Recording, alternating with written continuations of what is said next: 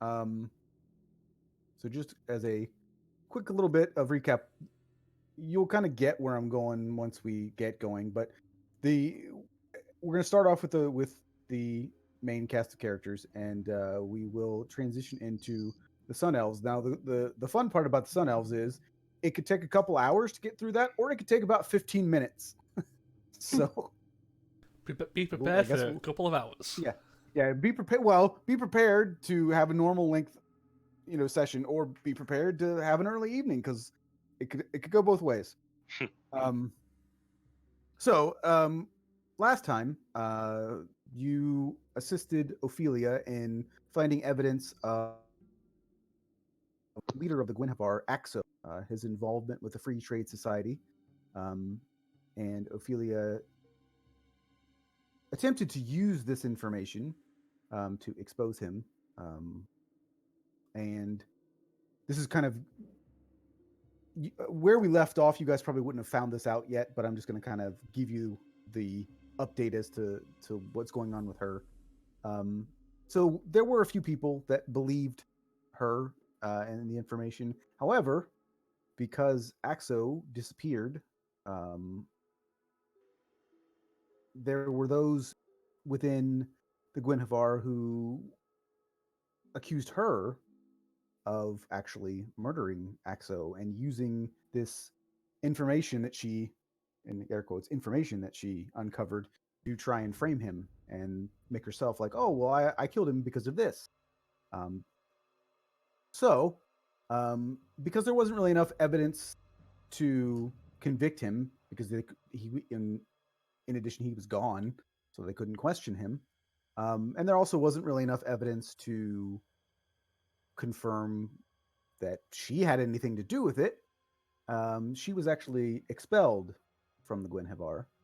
Um, so that's again not something necessarily that your characters would know right where we left off, but just as players, that's the resolution to that bit. um, however, um, you did actually have the opportunity to speak with her, and before you guys left, um, and she did, because she couldn't provide you with any monetary gains for your help in uncovering this information about Exo. She did provide each of you a gift. Um, she didn't exactly say where she got these things. You guys didn't pry, I guess, to find out where she got them. Um, but Sorn. So if you guys want to write this down or put this on your character sheet, you can do so. Sorn, she provided you with a old leather-bound journal. Now, this journal appears to be extremely old. Some of the pages appear to be um, partially burned. The leather on the outside of the journal is dried out, quite stiff at this point. Um, Ayla, she actually provided you with a manuscript documenting different diseases that have afflicted Valinar, and actually not just Valinar, but the rest of the world over the past 1,000 years. It lists the believed origins of these diseases, the way that they're transmitted from person to person, that type of thing. Um, and to Bjorn, um, she, of course, chuckled a bit, figuring that he would not be interested in having any book or manuscript. Um, she provided you with a finely crafted and somewhat ornate +1 javelin. It's not a magical weapon, but it is a bit heavier than a regular javelin, and it is made of metal. So when thrown, that sort of extra weight does a bit more damage. Um, you can see that the point of the javelin is actually quite long, and it's also quite sharp, and the handle is etched with the designs of many different animals like claws. So you recognize like there are bear claws and there are like large predator cat claws and that type of thing Okay. etched into the handle. So you all have that. And before you say your goodbyes to her. So, in addition, everybody go ahead and roll a 1d20.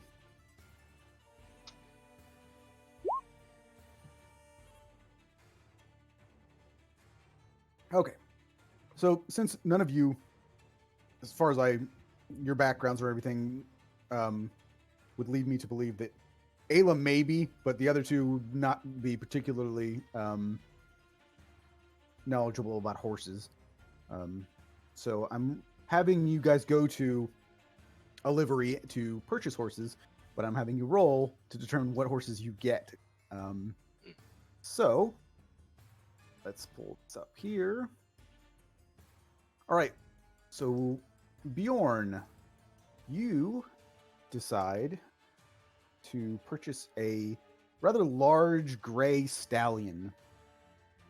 And this stallion's name is Morgul. Okay. So Morgul is not particularly fast. However, Morgul is a very strong and obedient horse. And they all have little, somewhat, well, not all of them. Some of them, this one in particular, does a bit of a quirk as well. Your horse has trouble sleeping. Okay. All right. All right. So, Sorn. This is perfect for the edgelord that is Sorn. You have purchased a jet black mare.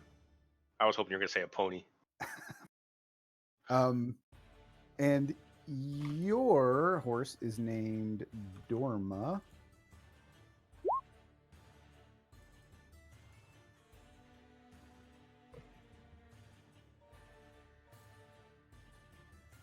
Got it. And your horse is actually quite fast, but is also a very picky eater. But does seem to love carrots. I think I can manage that. And Ayla, I don't actually think this would exist in this world necessarily, but purchase also a mare, so a female horse, a brown and white Appaloosa with black spots. If you're familiar, Appaloosas are basically spotted horses. And your horse's name is Tassia. And Tassia is a very calm and a not easily frightened horse who also seems to enjoy the company of other animals. Goes well with a druid. Yeah, that suits her. So, let me see here.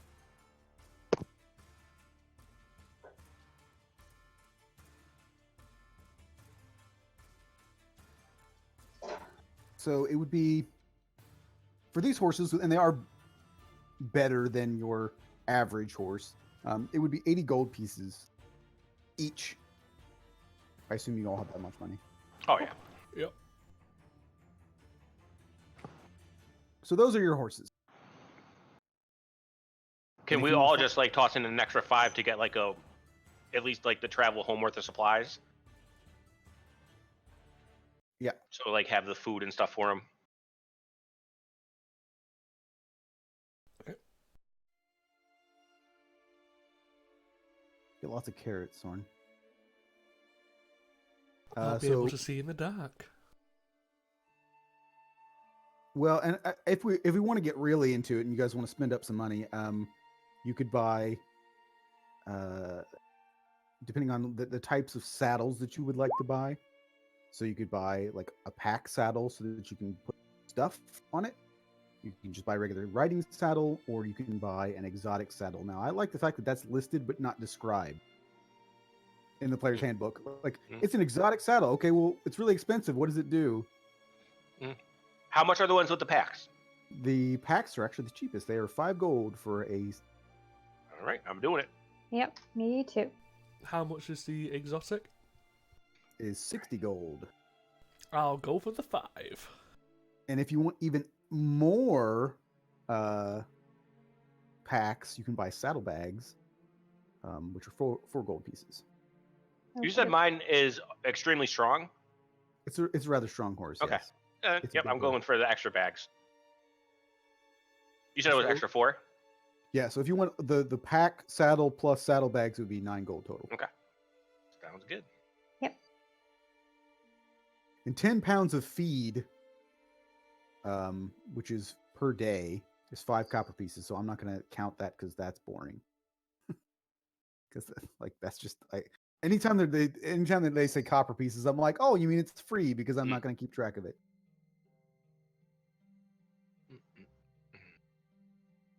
So, because all of your horses are in fact riding horses, though, even though your horse is rather large for a horse, Bjorn, it's still a riding horse. So they would not pull like a cart. Okay. You would need a draft horse for that. Or if you wanted, you could probably buy a donkey and a cart. I don't have any names for your donkey, though, so you'd have to name it yourself. EO? You always go with the tried and tested Jack, and he's the jackass, and There you it just go. works perfectly. So, is there anything else that you want to do in Ferndale before you guys head back? I think Isla would buy like a book of poisons or something. I'm thinking in the whatever how many months she's gonna start learning poisoner's kit.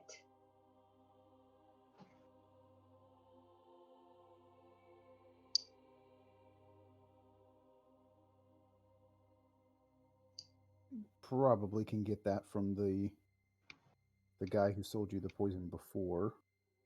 So it would be 50 gold to buy a poisoner's kit, which you would obviously need to learn. Yep.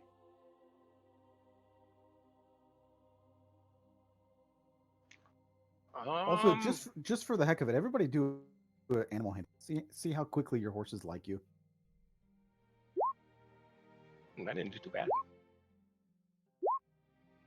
One-handed. Oh shit! I forgot about. Yep. You're like, aren't you in your face too? Yeah, you've Yep. kind of gotten the short end of the stick on this one. Disfigured and lost a hand. And I'll say that that they threw in the bit and the bridle so that you can actually, like steer the horse. The only other thing that you could buy barding for a horse, which is like putting like armor on it. I want to buy a brewer's kit because it just seems like he has loved all sorts of alcohol lately, so he's interested in learning how to make his own.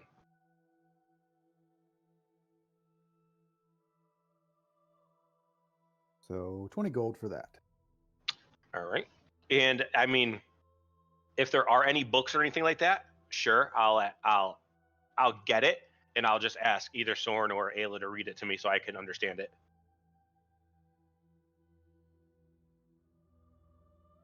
I think I'm looking for some books as well. You can get a how-to guide on brewing. I'd say we'll say it's at 1 gold. Okay.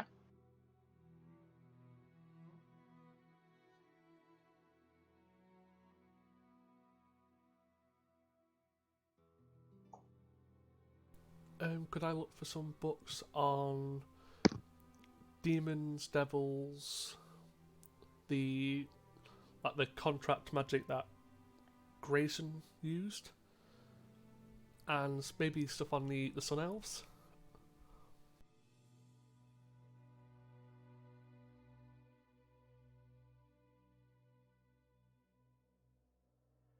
You wouldn't find any books on demons or devils in Ferndale.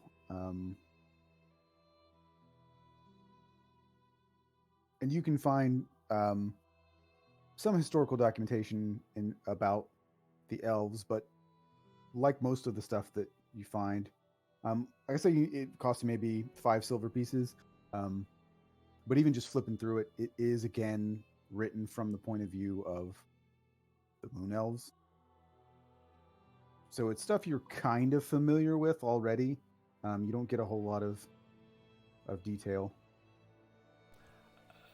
If that's the case, could I also look for any books on like legends or myths of places that had artifacts or magics? Kind of like fairy tales or kids' stories, like this place is where this magic was born. You can probably find some of that. I mean, again, it's not going to be anything that's going to tell you where anything is. No, it's a starting point.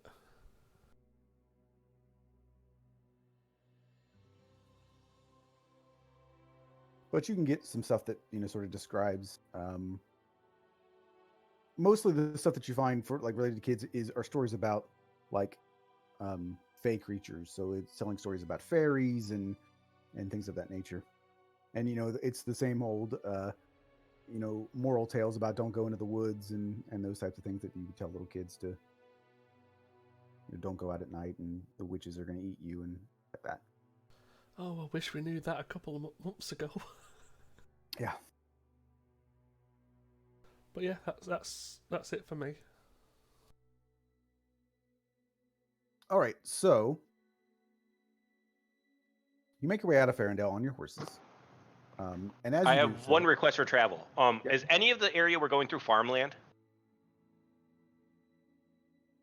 there's probably some farm. All right. Yeah. If we're ever staying near one, like while we're sleeping, I want to run in and try to pick some stuff so I can start brewing immediately.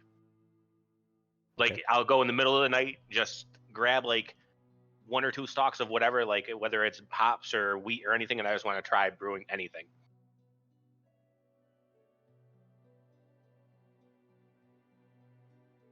Do a survival check.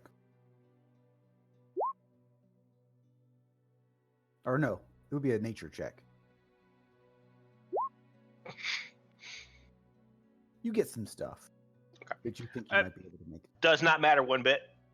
I mean, I can't read, so I'm probably just looking at pictures of plants and stuff and trying to grab something that looks like it, and I'm starting to brew it. I throw it all in and do what I have to do, so I'll try it when we get back or something. I mean, you mostly get corn, which you could make alcohol out of, but Okay. it's He just throws it all into his supplies and does what he does, and he'll see you later. Isla would just be staring at him and be like, "That's not hops. You do realize that, right?" Picture looks very similar. It do job.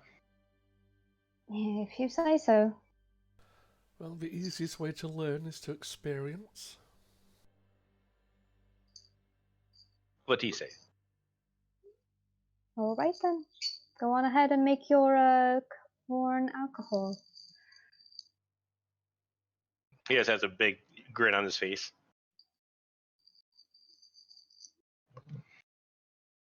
all right. So what we'll say as well is that as you guys are, well, I'll just, as per usual, you guys are following the main road pretty much. So you're not in any particular danger on the road. But in the evenings, as you guys are setting up camp and resting, or if you're staying in an inn, what have you, you guys do have the opportunity to look at the items that you received from Ophelia. Sounds fun. Yep. I'll just say I go out hunting with it one night to see how it works. All right. So Are you telling me you don't wish to read your javelin? I mean, he could read it better than he could read a book with just claw marks and stuff.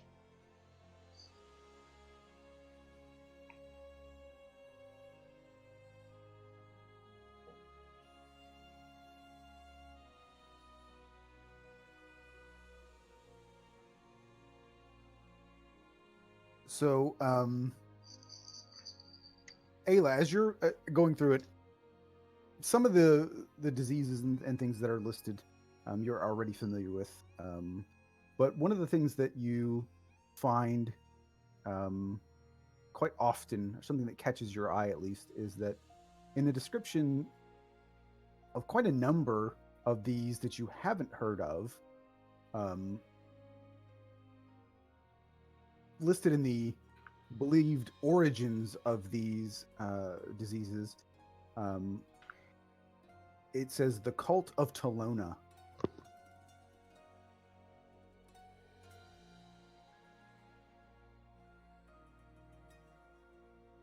It doesn't Okey doke. specifically say like how they did it, but the belief is that these diseases were created by the cult of Tolona, and there are quite a few of them actually.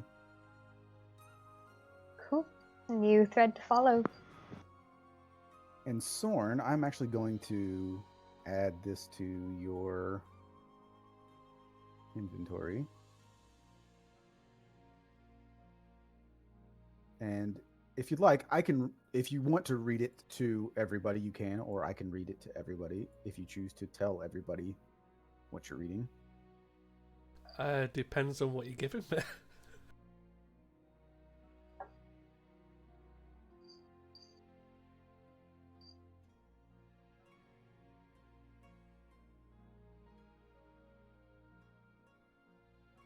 So you're looking at the journal, and it appears that it has a few missing pages as you're reading through it, and you have to be pretty careful when you're turning the pages, as some of them do appear to be quite brittle and damaged, and in some places the writing is worn off, but there's still enough there to decipher who the journal belongs to, and one passage in particular catches your eye, and that's what I put in here.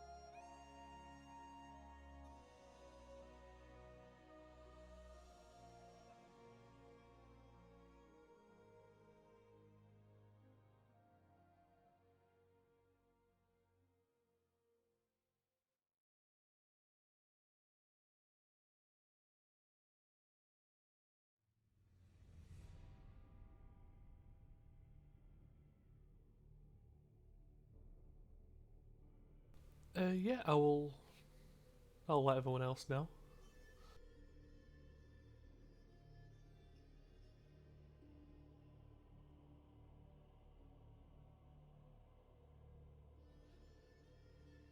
Well, here, I'll just have everybody look at it then, so that you can read it at your leisure.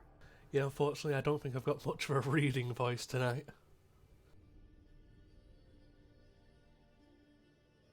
Can everybody see it? It says journal entry. I don't know if it'll show up. Yes. I have not.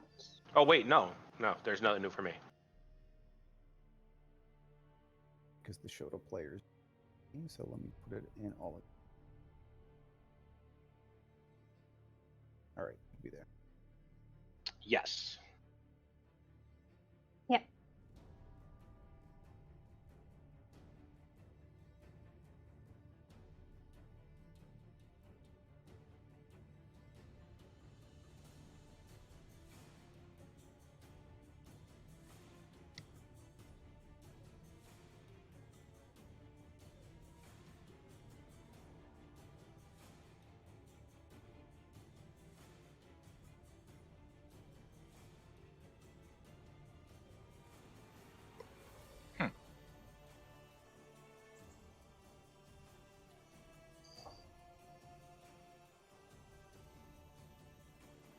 What could possibly go wrong with holy people looking at undead magic? Mm-hmm. So,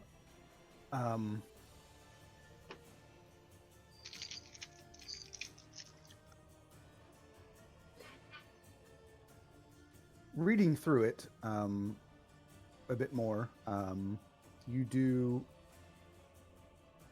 see the name of the person that has written this, which is Tyria Elindrithil, who is our Sun Elf paladin. Yeah. Thought So, so.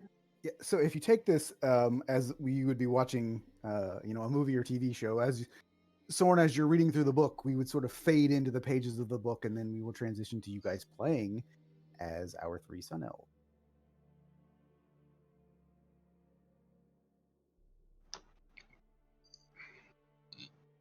Yeah. And because of the way that this is structured, I'm using this generic battle map, and I'll put tokens out for you guys to fight if you fight anything. But I'm not having a map that you're going to traverse through, just because that's not really the way that this particular adventure is set up. It would be too difficult to do it that way. So as I mentioned previously, this is going to be one of those sort of choose your own adventure things. And so based on the decisions that you make, as I said, this could last 15 minutes or it could last a couple of hours, depending on the choices that you make. So and I posted a little bit about them. I don't know if you read it, about like sort of their personality and who they are. If not, you can scroll up in Discord. It's not too far up there. Didn't have their names when I did it. I was at work. Hold on. Copy and paste at the bottom so you can look at it again. So the male cleric being Jarek Mathanathar, and male paladin being Santar Arundel. So very elvish names they have. Absolutely.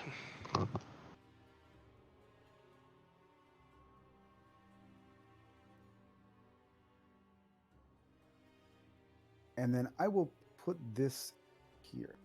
Well, so although Tyria never mentions her full name, I'll say that you guys would know enough about the history because she would be listed in even the Moon Elves version of the war. So Phelan, who was mentioned in the journal, Phelan Arundel, which is not the same as Arundel, or Aridel, I guess is the better way to pronounce it. But that is the queen of the Sun Elves.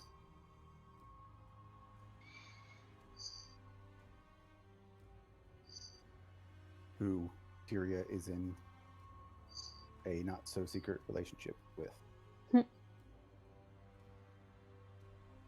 But it's still, that improper, like she's the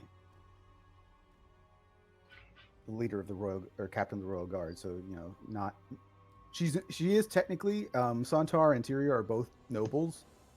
Jarek is not.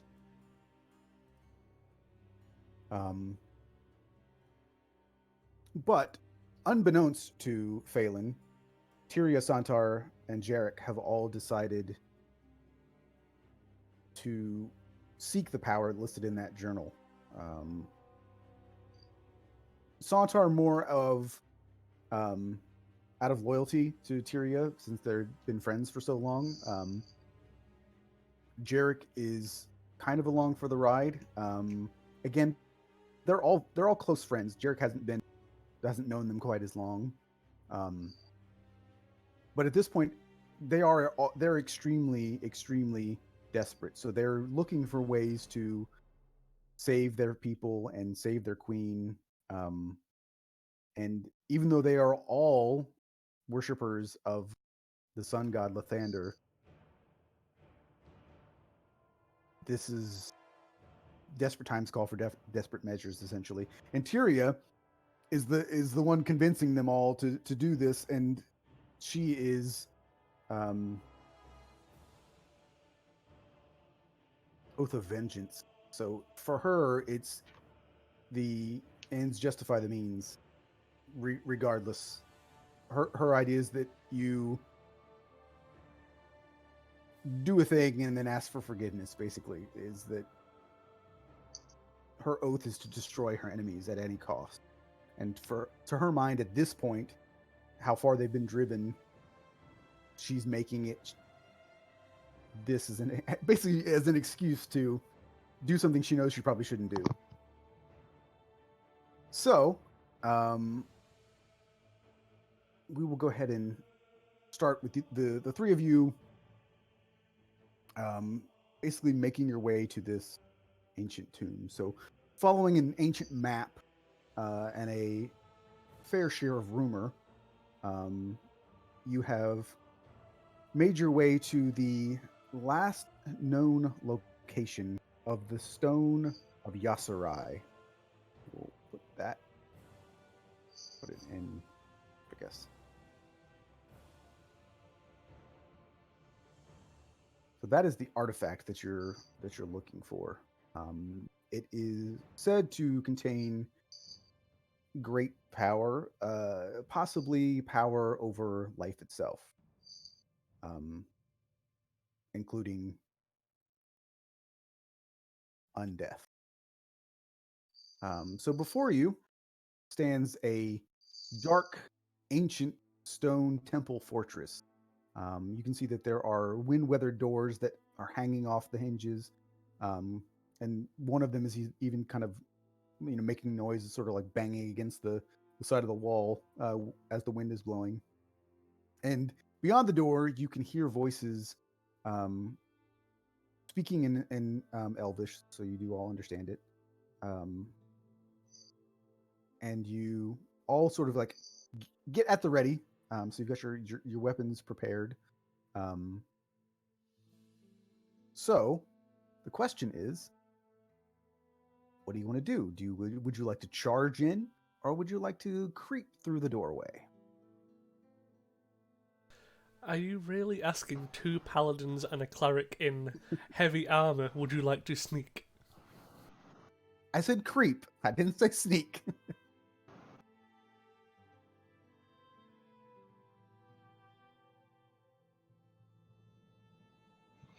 I mean, desperate times call for desperate measures. Do we know what this artifact is supposed to be? Like is we all we really know about it is it might hold the key to like life and undeath? Basically, yeah. Okay. It is the idea being that, well, at least Tyria, her idea was that if, I guess, the the quick way of saying it is that it's her belief that you could basically make an invincible army. She tries to avoid saying undead army, but essentially the idea that you could have an army that doesn't die and that could keep going no matter what. All right. And just to be sure, we all follow Lathander. Yes, Okay. the sun god. Yeah. Who dispelled all the undead. Yes. Okay. Just making sure. Well, my guy, I mean, like you said, it's more about loyalty for him than anything else. He would probably be here, but not look very happy at all. And he would, like, you would probably see him just keep saying, like, muttering silent prayers and stuff. Yeah, I mean, and just for clarification, like even Tyria, though I would say that you guys would probably notice that she's acting maybe a little bit out of character for the way that you've known her previously. But I mean, she's not happy about this either. Um, she's not just sort of like blindly walking into this. I think that, like I said, she knows she's trying to put like a sugar coating on everything. That's why I'm saying, like, she says like we could create an invincible army. She doesn't say an undead army. And you guys know her well enough to know that she's not delusional, and she doesn't actually believe necessarily exactly what she understands, that this is possibly the route to creating an undead army, but she has convinced herself that this is the only way to save the queen and to save your your race of people. Um, so it's not like she hasn't gone mad or anything like that. And the two and Santar and Jarek are probably have more reservations than Tyria does. They haven't been driven quite as far into desperation as her. Um, but they kind of get it as well, which is why they're here. Um, Yeah, nobody's happy about it, but they're all kind of at the point where it's like, if we don't do something, it's all over anyway. So at this point, how much do we actually have to lose besides our souls? Mm-hmm. Again, desperate times, desperate measures. So, paladin and cleric, shall you be charging into the room with your weapons drawn, or will you try to at least make some attempt to approach relatively quietly at disadvantage? All right. We all can see in the dark, right? We all have dark vision. Yes. All right. So how big does it look like this area is? Well, right now, I mean, you can just see the entrance to the door, and you can see that inside the doorway and into the temple, there are is a bit of a landing as you would go in, and there's some steps down. But you can see that there are columns, and a few of them have crumbled.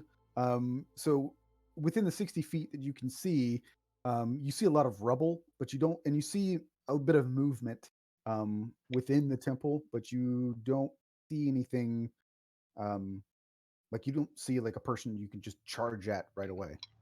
I would quickly step in front of everyone and divine sense. So celestial, fiend, or undead, I would know what type it is. I just wouldn't know like specifics about it. Within 60 feet of you, you might get I'll say you get a faint bit of presence, but it's below you. It's not in the room in front of you. And is any of the ground desecrated or anything? Not that you can see. Okay. I'll turn around to both of them and just, well, it appears. Is it undead beneath? Like, is that what it was, or was it like fiend or something? It's undead. Okay. All right. It was. It appears that the undead are a bit deeper underneath us. Well, it's not unexpected. And she will kind of move past him, glancing at him like being a bit too careful here, and just try to listen in, see if she can hear what the voices are saying before just opening the door. The doors are open, so you would. Oh, okay. Yeah. Just step towards the entryway then. So as you make a perception check real quick.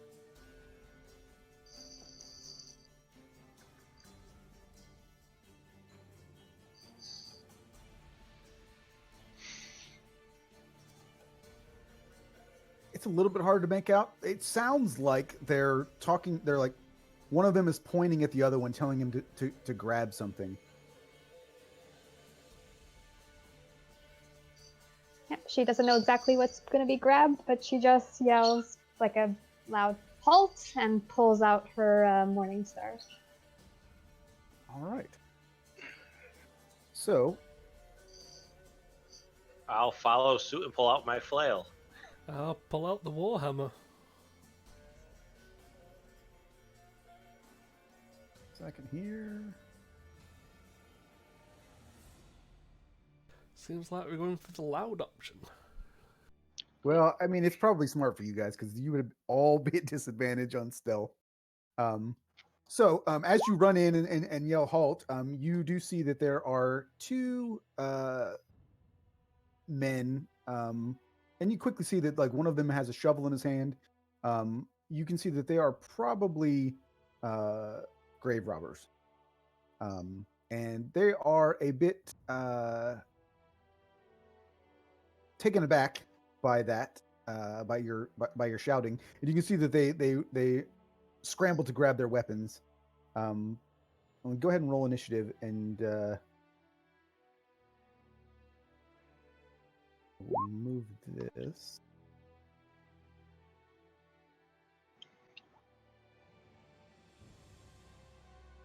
And yeah, I'm being generic because they're grave robbers, so I'm using the same token for both of them. Hey, they might be twins. And you guys already fought this guy last time. Mm-hmm. this token. He's the one who almost killed Ayla. However, these guys are level 10. Your guys are level 10, so you probably stand a much better chance this time. If I could find the character sheet for him. And also, I actually set combat music.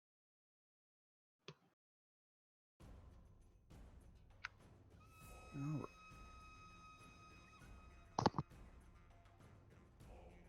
Should I say, do you mind if I add a spell onto the cleric list?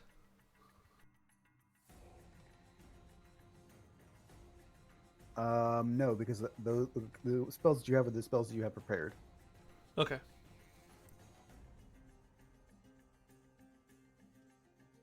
And actually, all three of you have more spells than you would technically have if you were playing level 10 paladins and clerics. You have more active spells than you would, but I just thought it'd be more fun, so. Because I don't think you would actually be able to have that many prepared spells. Oh god, no. Both Oh, paladins hell and, no. Yeah, both paladins and clerics know all the paladin and cleric spells, so you don't have to learn them. You just have to have them prepared. Yeah, that's what I was saying. I was just asking if it's gonna put in like spirit guardians, but Nope. Because those are the spells that you have listed are the spells that you know, and have prepared. So it was just easier than putting them all. And as compensation, I just made you be able to have them multiple ones. that's fair.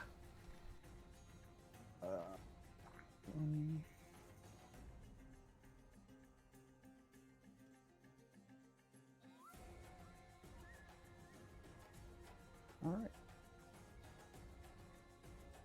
So, Santar, you are first. All right.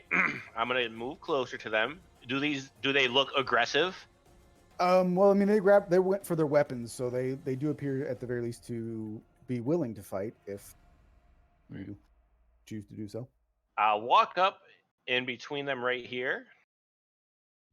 And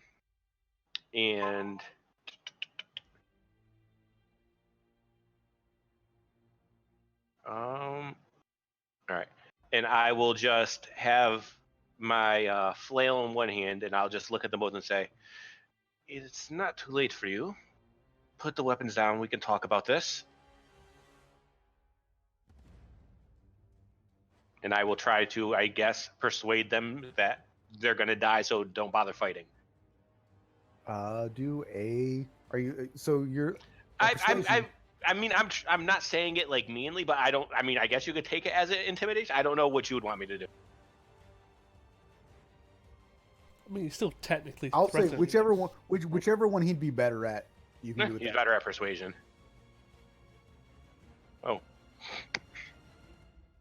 They both look at each other and kind of like they slowly just put their swords down and kind of put their hands up and like we don't mean any harm. This place has been abandoned for forever. We just thought we might find some things. Well, we're also looking for something here. My friend here, and I'll like nod towards Tyria to step up, and I'll just say, she has interest in something in here. If you're able to help us with this, there's no reason for violence. We don't know what's here, but what are you looking for?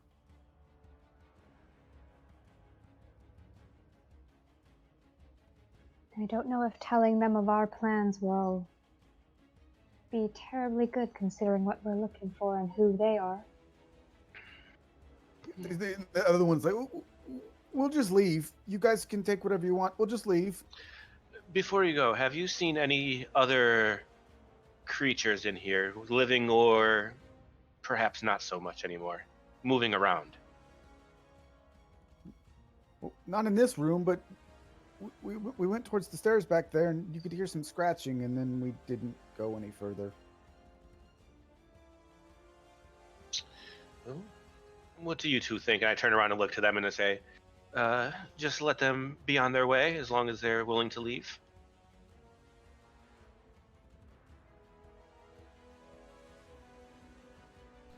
Well, I see no reason to have unnecessary bloodshed.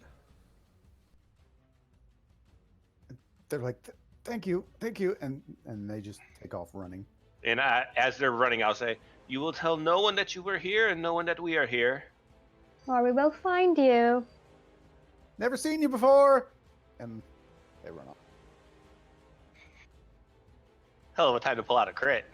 There you go. I think that's the first time in any game that we played that you guys didn't just.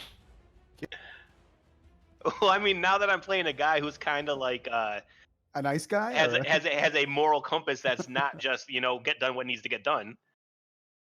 All right, so yeah, All right. I'll look at us. So as we're looking around, do we see where these stairs are? Yeah, you can see basically at the back of the chamber. There are stairs that go down in the center of the chamber. All right. I'll look to her and I'll say, well, if they were looking around here, I'm assuming it probably isn't on this level. Perhaps we head down. Yep, head down to the undead. That makes perfect sense. Also, just as an aside, you guys do notice that there are some crates that the grave robbers were looking through, so you can choose to look through those if you'd like, or you can just go down the archway. Can have a quick look. Tyria just crosses her arms and taps her foot, impatient.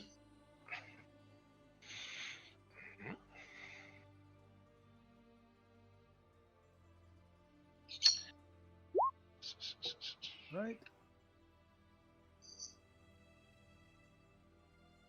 Or should that be an investigation?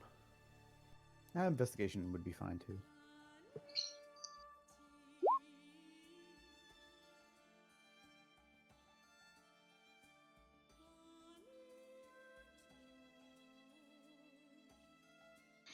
So you can see in the crates that they were looking through.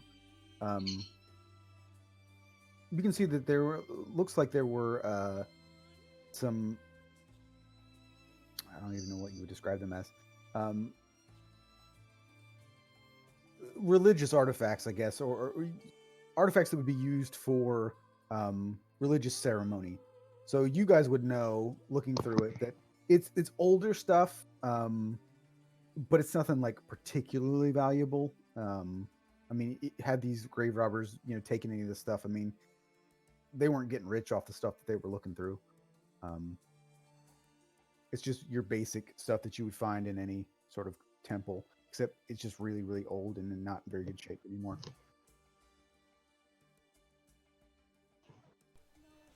Sweet. Found anything interesting over there?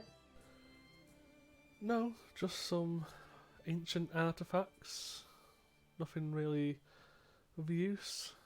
We can. Do What? Do you know what what god they come from? Do I? Do religion check. That's another thing you guys can just do. Is like, first of all, I guess everybody do an investigation check. I'll include your 19, Jarek. Okay, we're rolling too good. This is gonna end badly somehow. In 15 minutes, you're all dead. Yeah. So, in addition to the rumors that you found, you notice a symbol that you don't particularly recognize as any deity that you are 100% familiar with, but you do see what appears to be a religious symbol etched on the walls. The rumors that you had heard is of a mortal named Yasurai, which is the stone of Yasurai. So the stone of this person. Essentially, it was believed, and this is like thousands of years ago, because again, recorded history within Valinor is over 10,000 years. So even though we're 500 some years before our main cast of characters. We're still 1,000 years that these three are talking about here, and Yasurai. So the rumors that you heard about Yasurai was that she had essentially developed or created this stone and established power over life and death, and was able to create undead creatures. So there are those in certain sects of necromancy that find her interesting. But it's also believed that she was able to achieve, I guess, demigod status would be the closest that she achieved. And she fell under the domain of Shar. And Shar disliked Yasurai and basically, the rumor says at least, that Shar killed her and kept her from being raised, and essentially entombed her in a temple, so that she would not interfere with Shar's own sort of area of influence. Great. Now that religion check. No. I mean, even with you guys were all like, as far as the religion check is concerned, I mean, Shar's not really the deity over death necessarily. But Char's a very vengeful and jealous goddess. She is known to take mortals and raise them to the status of lesser gods to control them. So the rumor has some rings a bit true for the three of you. It doesn't sound. It's part of the reason that Cheerio wanted to follow up on this as well, is that some of these rumors don't sound so far fetched, at least in the religious context of Shar and the things that you know about her. That being said, you all would recognize as well that if the rumors are true, this is scary.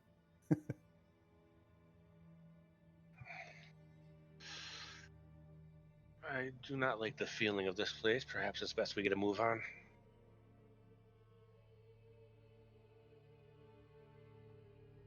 Yep, I agree. Faster the better. Well, the gods have led us here for a reason. And yeah, we'll head towards the stairs. All right. And now I don't know exactly how divine sense works. Would I be able to tell, like, was it one floor down? Was it like very far down? Like, would I know, like, if this next like level we're coming up to would be where I had sensed the undead? It's hard to say. I mean, it was at the. They felt far away, so like Okay. within 60 feet, they felt like they were closer to 60 feet than like Okay. 40 feet, if that makes sense. Okay. All right, I gotcha.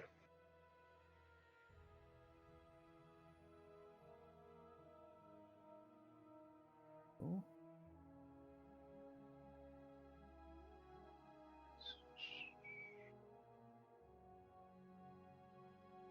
And I was just looking because I knew that. So if on our lore chat, that Rivelin Tanthul, who's listed in the demigods, also someone who became a demigod under Shar's tutelage. So let's see. So you make your way through the archway there, down the stairs, and you can see that the temple's seen better days. The archway looks like it's about to crumble, actually. And you make your way down the stairs, and you're now in what is essentially a dark tunnel. And even with your dark vision, it takes a second for your eyes to sort of adjust to, because I mean, there's literally no light down here at all. And you can see that the corridor winds a bit, and at this point, Santar, it feels like you're actually moving away from. So, like if you're looking at the door and you're heading north, and then you went down the stairs, you're still essentially heading north, and the creatures that you sensed appeared to be below you, back to the south of where you are. So it does feel like you're going down a little bit, but you're also walking essentially away from them. I'll tell everyone. I'll say, where I sensed it was back the direction we came from, but lower. So it seems as if we're putting distance between us and the undead. I'm sure there'll be some kind of walkway back the way we came once we actually get to the lower grounds. I mean, So if we're being honest, 3 holy people in an unholy place, what's the odds we don't attract some attention? Unholy indeed. And he'll kind of give side eye to Tyria. She just says, "We'll just find what we came for, find what we came for, and get out as quickly as possible. I don't like being here any more than you two."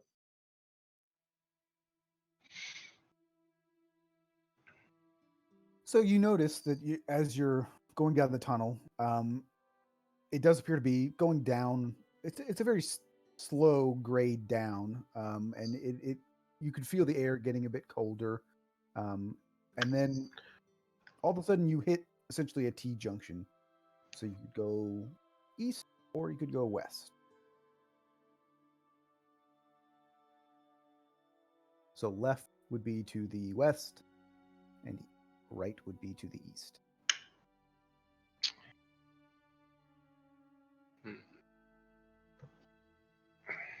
Technically, neither of those directions are exactly the direction have the undead. So, Okay.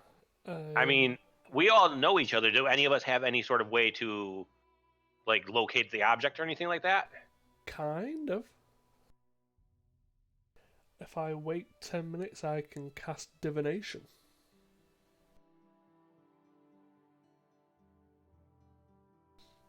I also have scrying as a domain spell. I'll kind of look between you two and say, well, 10 minutes doesn't seem like much time. If could take much longer if we go down the wrong path. I guess that's true. Get on it with it then, I suppose. Then I will clutch my holy symbol and ritually cast divination. also, I believe everybody has a potion of healing in your pack.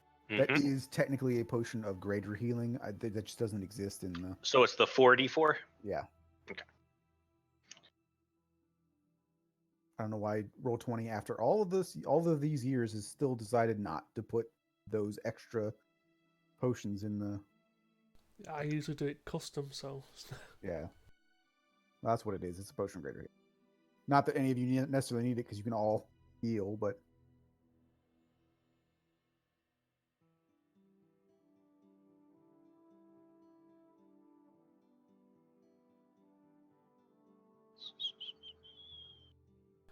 Yeah, so I'm basically asking God or one of his servants, which way should we go, left or right? So you're asking Lathander? You sure? I mean, that is your god, so. Yeah. The Morning Lord? I mean, at this stage, we can ask Shar as well. You fucking crazy people with your worship of different gods. Not up in here. We worship Jesus.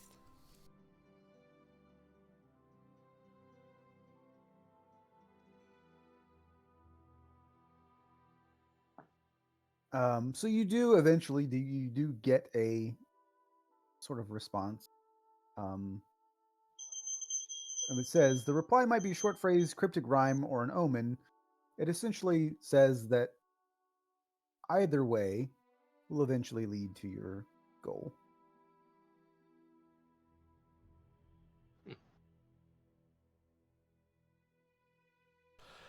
Well, he said we should go west.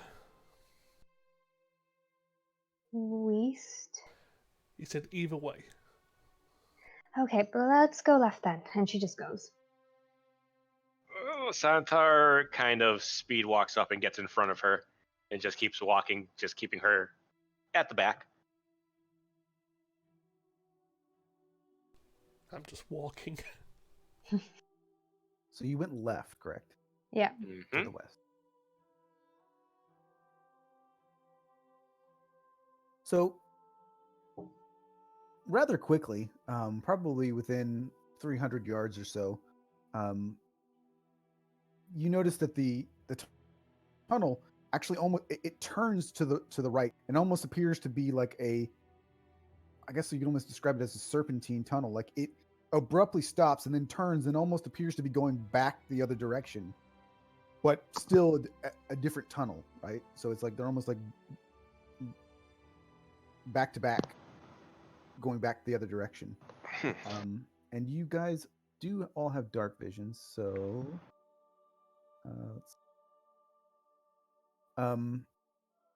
you can see that a few feet down the tunnel, the new tunnel, as you turn around, you can see that there's a section of loose stone. Probably originally was a trap of some kind, but you all obviously see it. It's a trap that has either already been sprung at some point or has been broken, but you can see that looks like it was supposed to be a trap at some point. And you come to what appears to be a dead end, and there is a bit of like a gooey substance coating the floor. And at first glance, it looks like it was sprayed out from the wall. But then you realize that the wall isn't really a wall at all, but a large block of stone. And you can see as you're looking, there appears to be like a skeletal arm laying under this giant rock, alluding you again to believe that this was probably a trap that somebody got smashed under. But above the block is a bit of a tight crawl space that even with your armor, you believe you could climb through.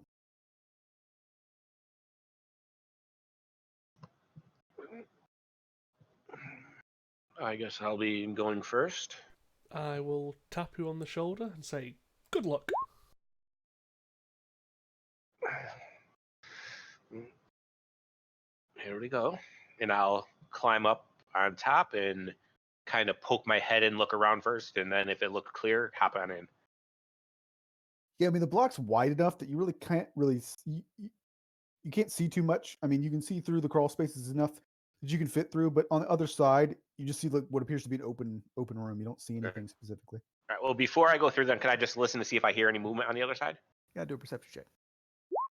Oh, there's the roll. You do not hear anything. You're a bit distracted, and you're a bit Not worried. even gonna use the D4. Yeah, you feel like you're a little bit worried because you know that this was a trap, so that's worrisome, and also it's a bit claustrophobic because you're gonna at some point like there's a bit of a concern that you might get stuck, I guess, with your two. So go ahead and let's just do an athletics check real quick. Okay. So yeah, you do actually make it through. Not really too much of an issue. You do scuff up your armor a little bit, but you do climb down on the other side, and you can see there is an intricate carving on the floor as you get down, and there are deep grooves, or the deep grooves of the pattern on the floor. You again recognize that this looks like it was also part of a trap, because you can Like see arcane. You don't. It doesn't necessarily look magical, Okay. but it's a bit. difficult to say. Do a quick perception check. Another one. Ooh, better. Okay, yeah. So as you see that groove, you can see that above you is a very large, heavy-looking stone suspended from the ceiling.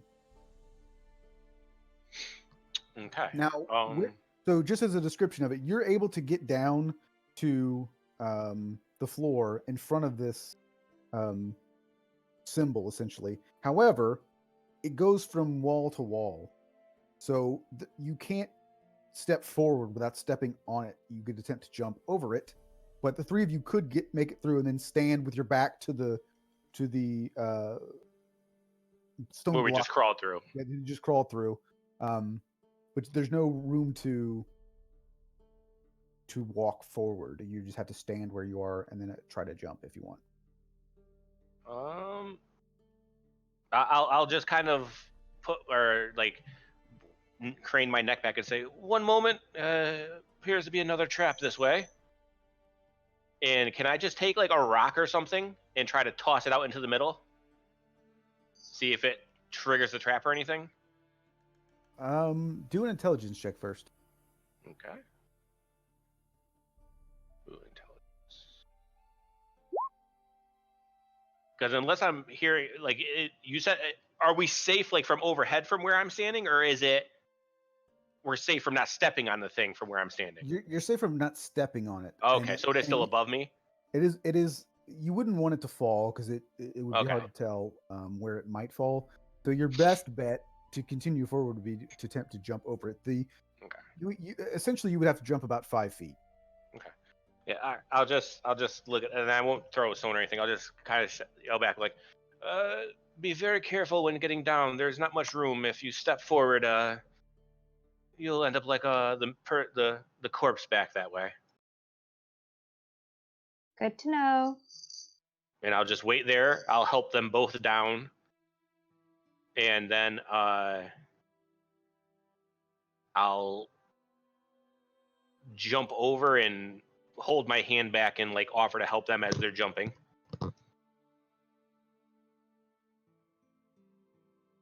Tyria just gives him a high five before jumping herself. So you're attempting to jump over the pattern. Mm-hmm. So everybody do I guess let's do an athletics check. Well, I'm going to give myself guidance then. Oh no. Oh my god. I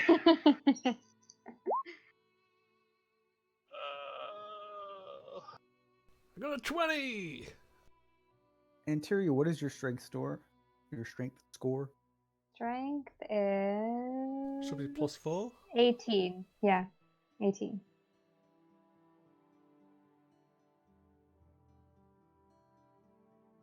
All right. So, Jarrett and Santar, you clear it, no problem.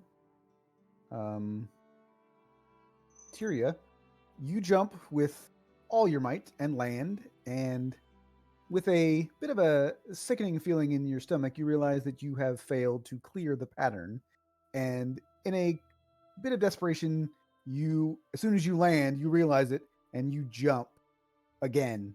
So make a dexterity actually do a dexterity saving throw.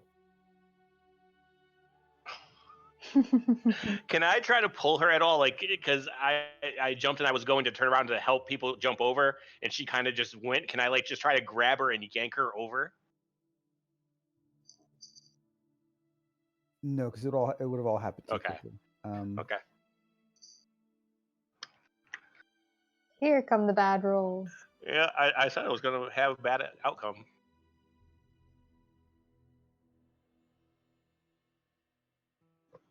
Okay, 2 seconds. All right, so Jarek, you're probably going to want to cast Revivify because you just got smashed by this.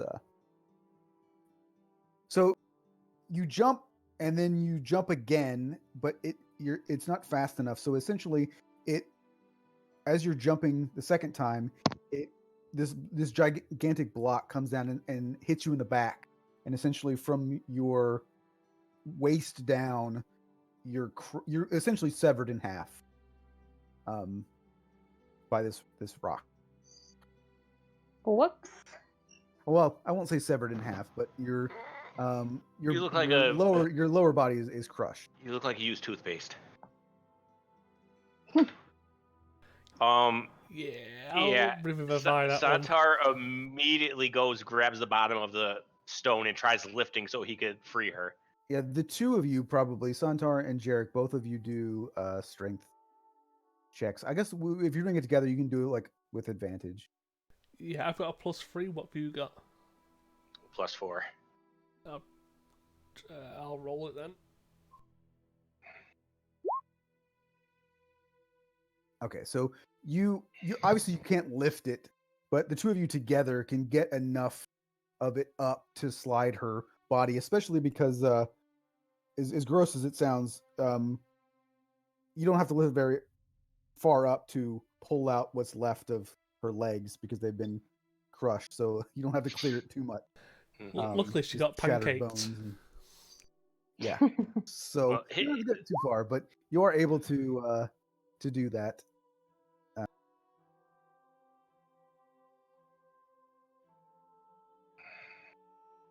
So she's alive, and you're going to have to. So you can bring her back. Of course, you're going to then have to do some healing because, as this also mentions, it doesn't restore any missing body parts.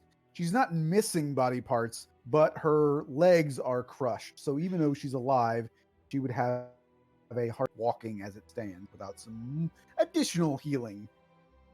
And she's at 1 HP, right? Yes. Yes. Bye bye. I will pump all of my healing or all of my lay on hands into her, so I'll give her 50 hit points. Okay. So you get 51. So you'll be at 51, yeah. And I will cast Cure Wounds at level 3.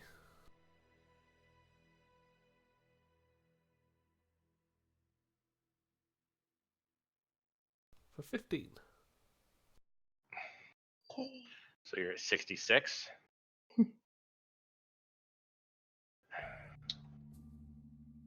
And then So there's she advantages to all being healers. Yeah. and then she will give herself, I guess, 30. So 96. And Santar will just reach to his belt, pull off the healing potion, and just plop it down onto the ground in front of her and say, "I realize you're in a rush, but let's be a bit more careful." Yes, I will not forgo any helping from your hands next time. I will take your hand next time. And she looks kind of sheepish before, like, okay, let's move on. Yes. Don't forget the potion. And he'll stand up and help her to her feet and kind of look back around and see what this new room is. So it's a bit of a small tunnel, and not much further into the tunnel, you can see that there is a stone door. Essentially, the tunnel itself kind of goes to a dead end. So there is a door on the right-hand side of the wall at the end. It's not actually at the end of the corridor, if that makes sense. Okay. So the hallway keeps going and then dies off. Oh, no, In I like read a that wrong. Sorry, I read that wrong. You can't see the end of this tunnel. So Oh, it's not okay. but there is a door on your right. It's not at Okay. you're not at the end of the tunnel, but there is a door to your right. So you can choose to stop and examine the door, or you can just keep going. I mean, we're searching for something in particular. So if I go up to the door, is there any sort of markings or anything on it? The door is covered with very old and ominous-looking hieroglyphics that depict scenes of death and necromancy. He'll kind of look at the other two and just say, well, this sort of fits what we're looking for.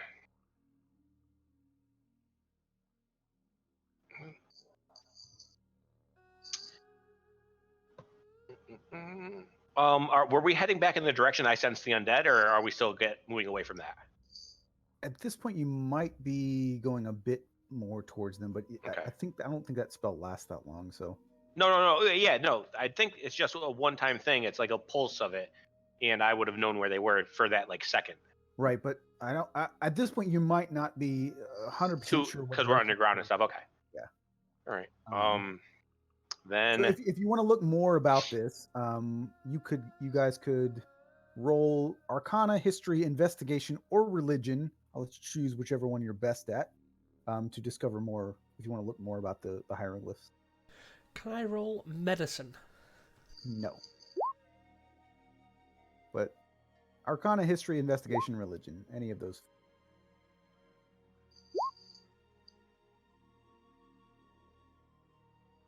All right. So Santar actually discovers a bit more about this.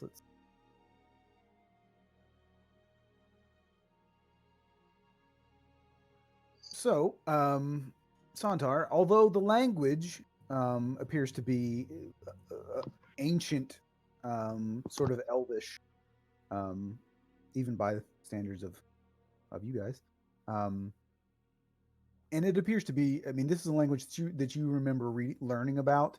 It's kind of like, again, Old English, where you get some of it, but it's not really used anymore. But the symbols that you recognize, it does actually appear to be referring to Yasurai. And you can see that there is a depiction of what appears to be a beautiful woman wearing a skull scarab, so like I'm like a beetle, and that's the symbol that you saw up in the main temple room that I didn't tell you at the time, apparently. But yeah, it's a beetle skull, sort of, like, is the best way to describe it. And it talks about a battle with her and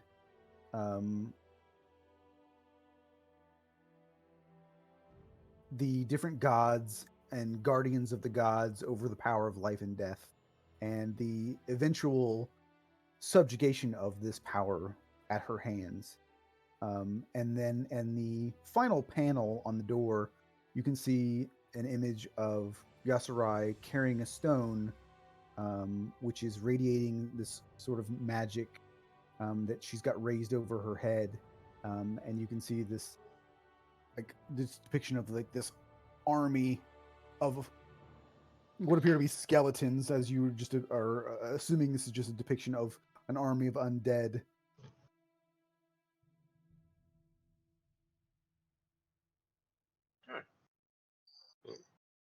I'll kind of look back and say, well,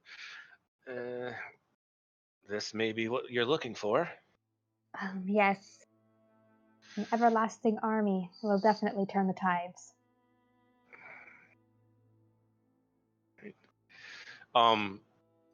Is there any movement on the other side or anything? Make a perception check. This is a heavy stone door, so Probably not. Probably not hearing shit. All right. I'll turn around to them and I'll just put my hand onto Tyria's shoulder and just say, again, careful this time. And I will cast protection from good and evil on her. okay. And then I will turn towards the door and just look to both of them again and say, ready to go. Ready? Sure, let's. All right. Give the So order if more you're reason. all going to, this is a heavy stone door, so you can, if more than one of you attempts, I'll let you do a strength check with advantage. Yeah. Just And so Tyria would help. then, would one of you like I think guidance? we're all plus 3 or 4. Yeah, you can do guidance on it. Yeah, sure. Give me guidance. So advantage and guidance. All right. But you already 23. Yeah, believe it or not, actually, there was a DC of 20 to open that door. So, even with that, I mean, it's a very heavy door, and you're kind of straining a bit. You Is feel it the like blood. pushing it in, or is it like You are shifting it to the side? you are pushing it in. Okay, I want to. Can and- I have my shield out then to push against it, so Yeah. just in case something pops out on me? Yep. All right. But yeah, you can actually feel like the blood rush into your face as you're pushing towards the door here. And you can see that it's one of those where it doesn't open smoothly. I mean, you're pushing it and it's a little bit, it moves a little bit and kind of shakes a bit and then it moves and it kind of shakes against the floor. So it's not like on a nice, well-oiled hinge.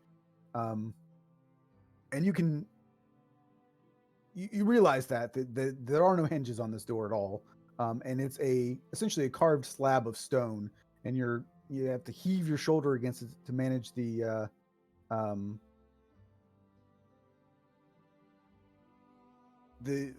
it feels, you can feel it almost like about to tip. It's like it's on there's almost like a drop off on the floor underneath it. But you do make it through, and it's a small little room on the inside, and there's nothing in there. Nothing. Nothing. It's just a tiny little room. All right. He'll kind of take a look in, and well, that was anticlimactic. And a waste of time. Let's move on. Right. So, I mean, I guess we'll keep going, and my spell on her only lasts for 10 minutes, so if it runs out, just let us know. Okay.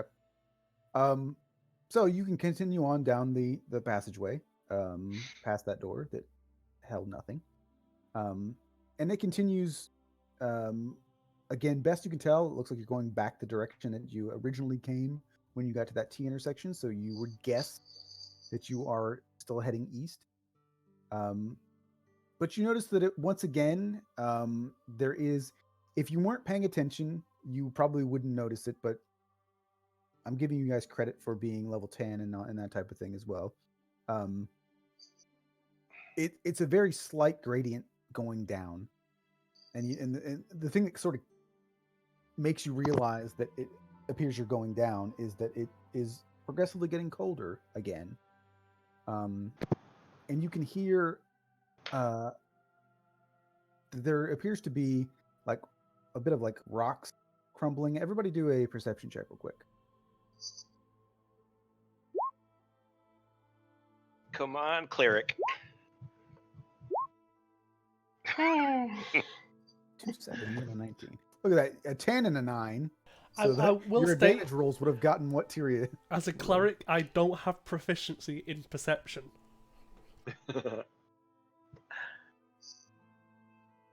What is your background? What's Jarek's background? Acolyte. We're not regular elves, so I was going to say all elves have proficiency in perception, but we're not normal elves.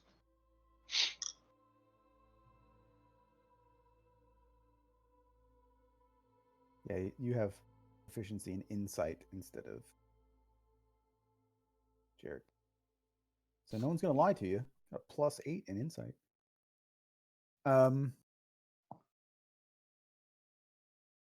So, Tyria, you notice that some of this sounds that you hear, you notice that it's a chittering sound of small creatures, and you can, as you look up, you see that there are, and there's as the tunnel is going down, it's starting to open up a bit, and you can see that there appear to be what you would guess hundreds of bats clinging up to the ceiling. She would just whisper to the others, "Don't make too much noise, or be careful." Yeah, everybody do a stealth check real quick. Oh, easy. And actually, Rob is just said BRB, so let's just take a quick break right there. I'm gonna go grab a drink real quick. Okay. I will do the same. Yep.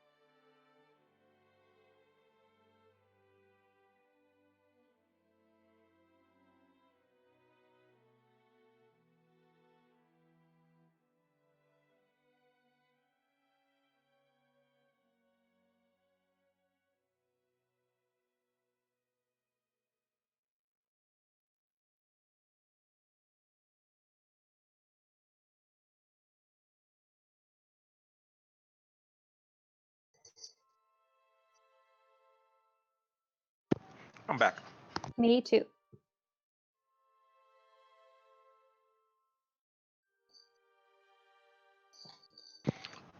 So when are you starting school back up soon? I've actually been doing school all summer because it's the PhD thing, so it just continues all summer. Must be nice. At least I'm allowed breaks. And you're going for a PhD in what again? I study epidemics. It's called epidemiology. Gotcha. Yep. Is it like certain kinds, or do you just is it broad, like literally any sort of epidemic? Mine is on Zika virus and yellow fever, so I'm investigating how they can import to Canada from South America. It's a lot of math modeling. Ah, fun. Yep. Yeah, the coding has been interesting. I am not that great at coding, I have learned, but progressing. I took 2 coding classes. One was just coding programs, and one was coding web pages, and I hated them both. No. Mine is coding math. I was just double checking. So look at your character sheets. Are you all proficient in history? Yes, I am. Yes, I am. And does it have you that you're resistant to radiant damage? Because you should be. It does not have that for me. Okay. I don't think it has that for me. Well, you are. It has that I have my senses. It says tremor sense. It shouldn't. Yep. Well, let's put some radiant resistance there. Yeah, because that's the Sun Elves. So that's the thing. Technically, Sun Elves don't exist in 5e. They've never actually been added as any part of the official thing. But as opposed to being, they're all proficient in history rather than being proficient in perception, like regular elves, I guess. So they get a +1 to Constitution. They're all proficient in long swords, short bows, and long bows. They have the sun's protection, resistance to radiant damage, and they are all in history. So we are damage resistant to radiant. All right. Yep. So what I miss? We all went and got drinks, but we're resistant to radiant damage, and Sweet. You're all instead of proficient in history, which you already are, I believe. Yeah. And you're all proficient in weapons that none of you actually have on your person, so that doesn't matter either.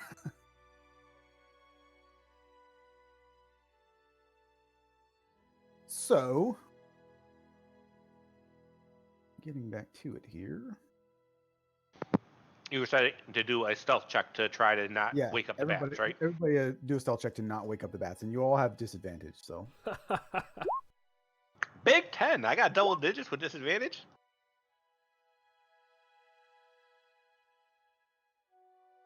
So that was a 12 or a 2.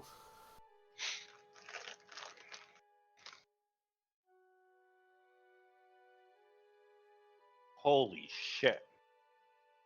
Whoop. I wonder if the bats are going to hear us. I mean, I'm sorry. 3 holy people in metal armor?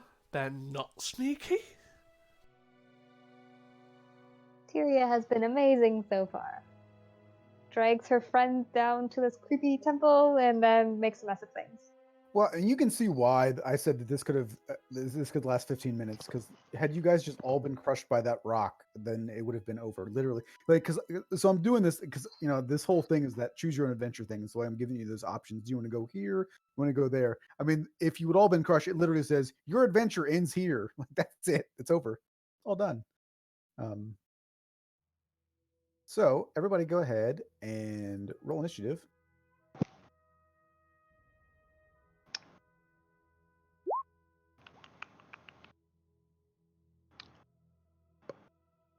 As we fight some bats.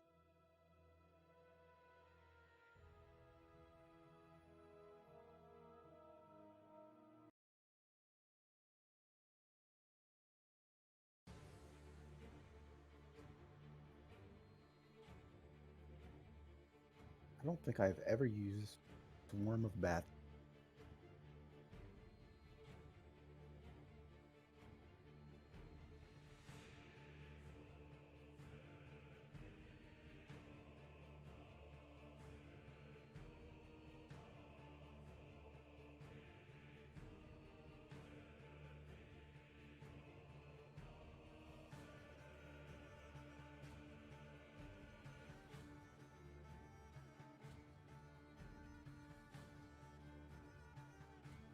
Wow, those are some really low rolls. All right. Let's see.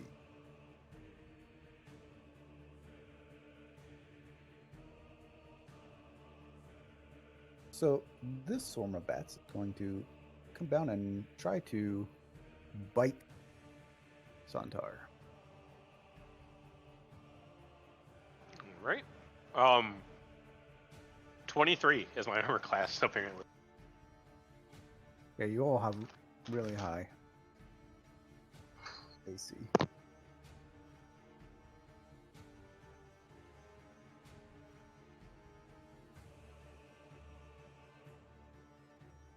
All right, so these bats come swarming down, and you can feel them sort of like in your hair and like nipping at you, but they can't break through your armor, so you do not take any damage from them. For now, just so that we're, unless they come down to attack you, we'll assume that they're all up in the air, like so that you wouldn't be able to hit them with a melee weapon. Like Okay. the rest of them, the one that's in front of Santar, like you could be able to swing at him, but the rest of the ones are essentially in the air, and you couldn't hit him with a melee weapon. So Tyria, it is your turn. Okay, she will come up to the one near Santar and actually she'll move like that to get advantage. And then do her 2 Morningstar attacks. Whoops, I forgot to give it advantage, although hopefully that hits anyway. Yeah. You could just put on the roll 2 thing. Oh yeah. Yeah, I thought I did that to all the characters.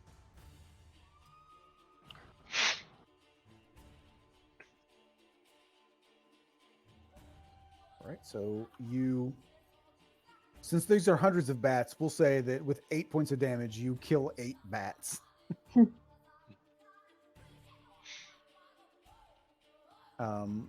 Well, I guess 17 bats total. And that is her attack. All right. Is this group's turn? It's going to come down and try to attack Jared. And once again, with all of your heavily armored selves, the bats do not penetrate the armor. This one is going to come down and try to attack Tyria with, I guess, advantage. Sure. I don't think it's going to matter much. Ooh, that one does hit for my awesome my 1. So you take 4 points of piercing damage as it bites at your face, because that's about the only thing that it could probably get. And amazingly, I'm actually kind of annoyed that they don't have it. I feel like the bats should be able to give people rabies, but they don't. Would make sense. This one's going to come down and try to attack you as well.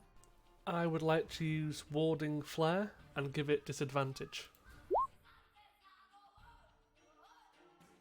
It didn't matter.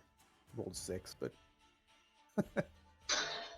Well, I've got 4 of them to use, so I might as well use one.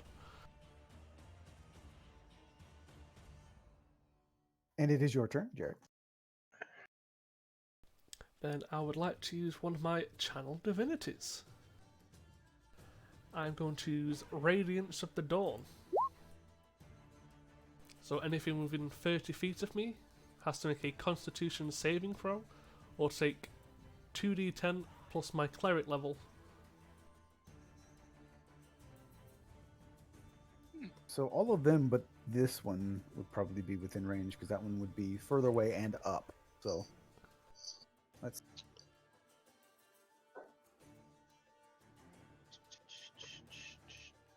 What's the DC on your divinity? I think it's just your spellcasting I think PC. so. Yeah, it was a 16. Nice. As I said, I've not played cleric before. I'm trying to figure it out. Dexterity saving throw. No, Con. Constitution. Constitution saving. I assume bats don't have the greatest constitution, They do not. and if they fail, they just take half.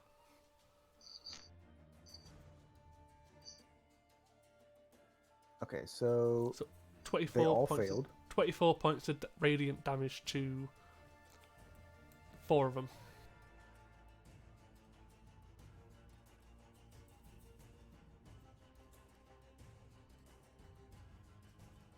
So even on a pass, they still take 12. That's not bad at all. Yeah, like I said, it's 2d10 plus 10. You just blew up a whole bunch of bats. They're all dead. So this just huge burst of light shoots out, and they just turn into dust.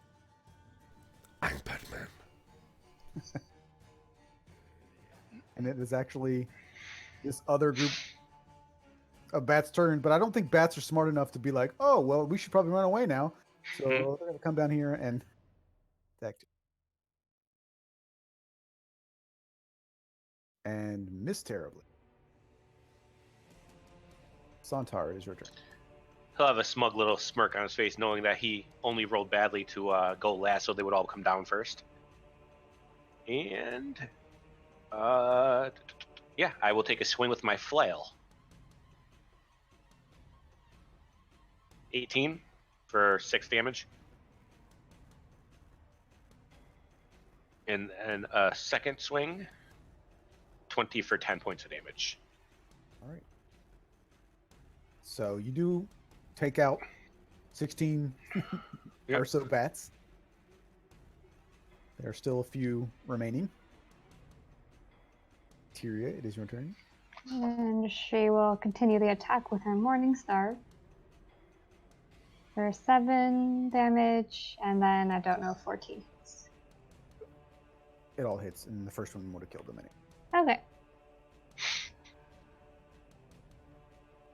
And your weapons, by the way, being plus one weapons, are actually magical weapons. Because magic has not been outlawed yet. Just wait But- until I finally use that. Mm-hmm. But you have killed all the bats. Santar is going to walk up to Tyria and just grab one of the dead bats out of her hair and say, "There you go." Thank you. So, let me see. Turns out I quite literally am your light in the darkness.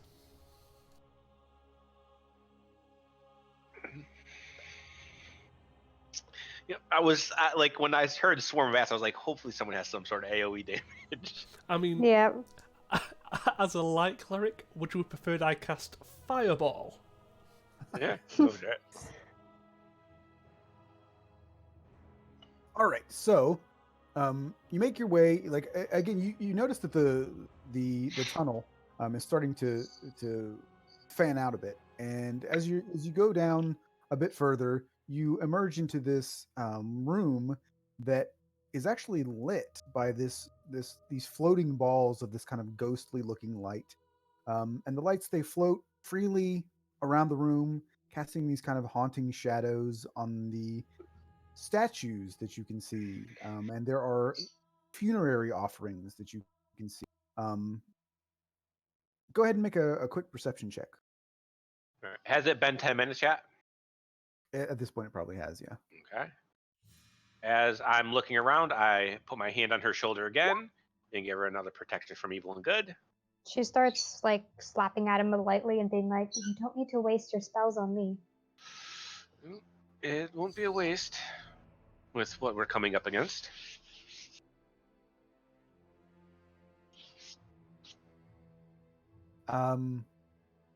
So as you're looking around the room, you do see that there are a collection of ancient statues and the funerary offerings that I mentioned earlier. And there appears to be, a fair amount of wealth as far as these offerings are concerned.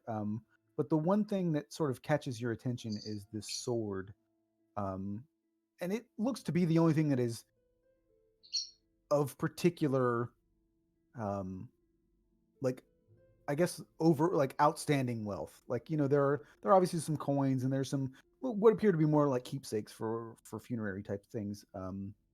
But you notice that the sword is a bit oddly shaped, and the blade is actually hooked at the tip, and it's the guard on the sword is shaped like outstretched wings of an eagle or a falcon or some bird of prey.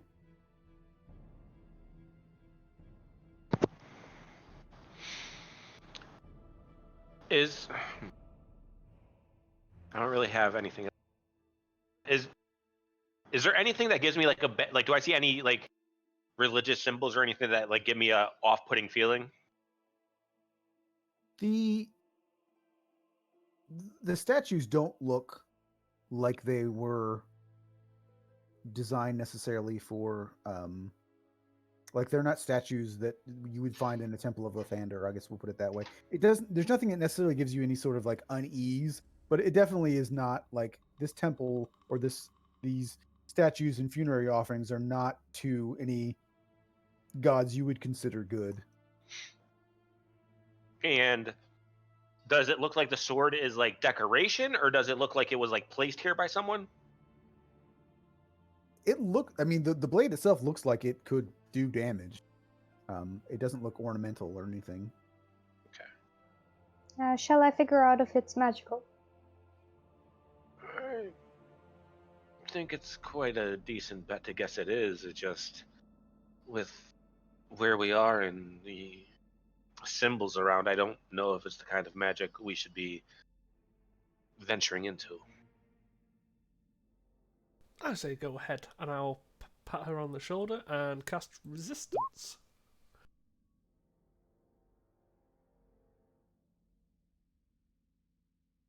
What's the worst that can happen? Yeah, what's the worst that can happen? And she will. Can I just look up and make sure there's no huge stones hanging from the ceiling? Spoil Yeah. sport. As you look up, you see there's just a bunch of those floating Okay. balls of light, but nothing in the. I'm going to stay like a half step behind her, ready to just grab her and pull if need be, like to push her away. Okay. She will ritually cast detect magic. The sword is magical. And I'll recast resistance in case she wants to pick it up. yep, she will pick it up to inspect it closer.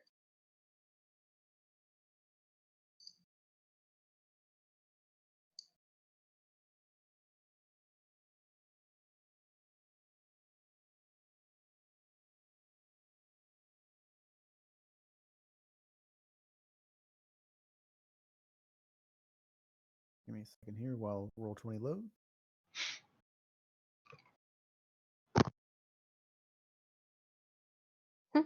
Ah, who would have thought? But but here's the thing. I have to.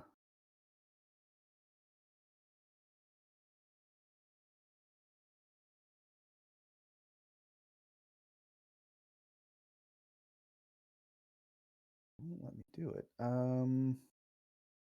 So what this is a flying sword. It is essentially a creature, but it will actually, as you picked it up, it will fight with you. It is not attempting to attack you. So if you look in the compendium, you can see, just look for flying sword, and you'll see that it does have stats and it has armor class and all that fun stuff. So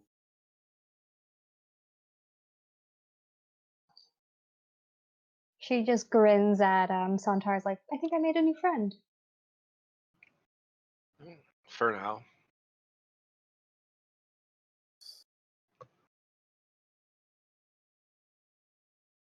this.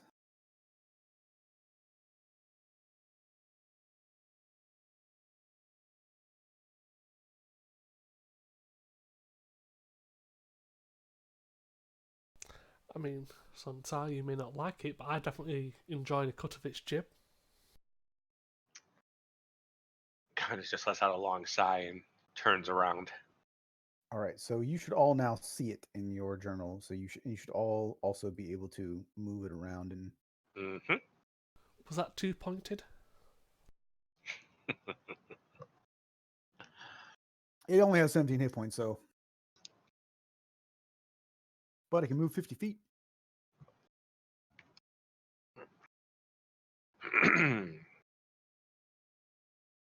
All right. So, see where we're going next here.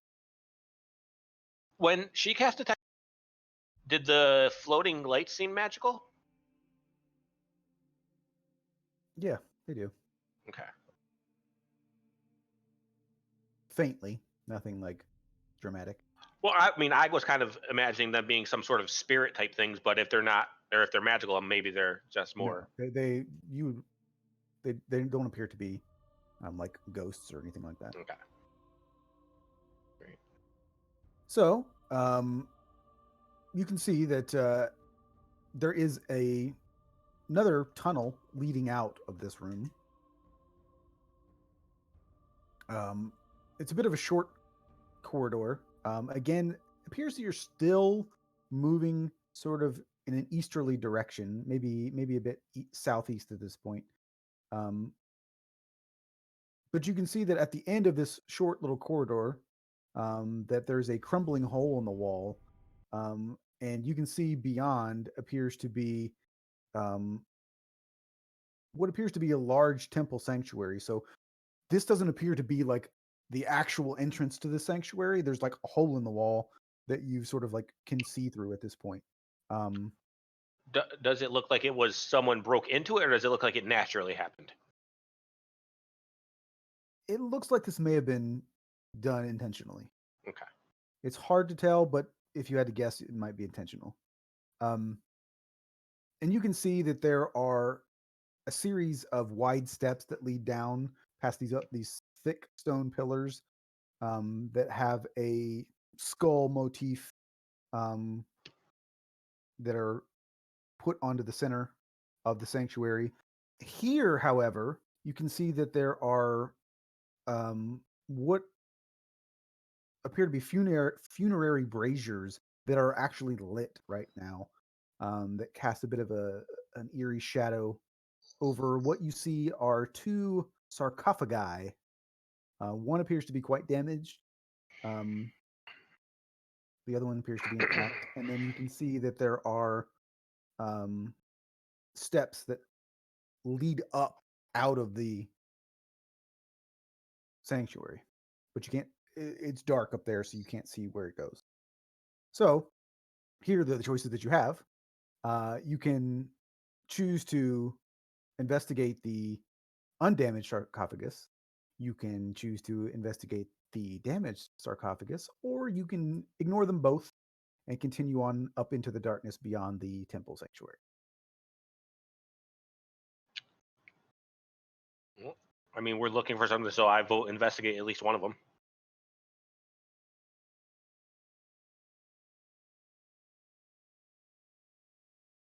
Damaged or undamaged? I would probably go for the undamaged one, since I figure if one is already damaged, whatever was in it may have been taken. Yeah. Tyria would follow Sontag towards the undamaged one.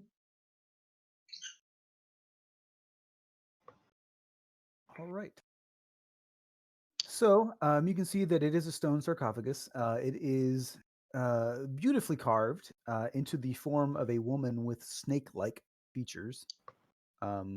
The most disturbing feature that you see are the eyes, which have been picked out in jade with onyx for the vertical slit pupils. So you can choose. There's some interesting choices here. So you can choose to open it. You can wish to say a short prayer to Lathander over the sarcophagus. Or you can go back to, and then your other two choices are to ignore it, go back to the broken sarcophagus, or ignore them both and go up the stairs.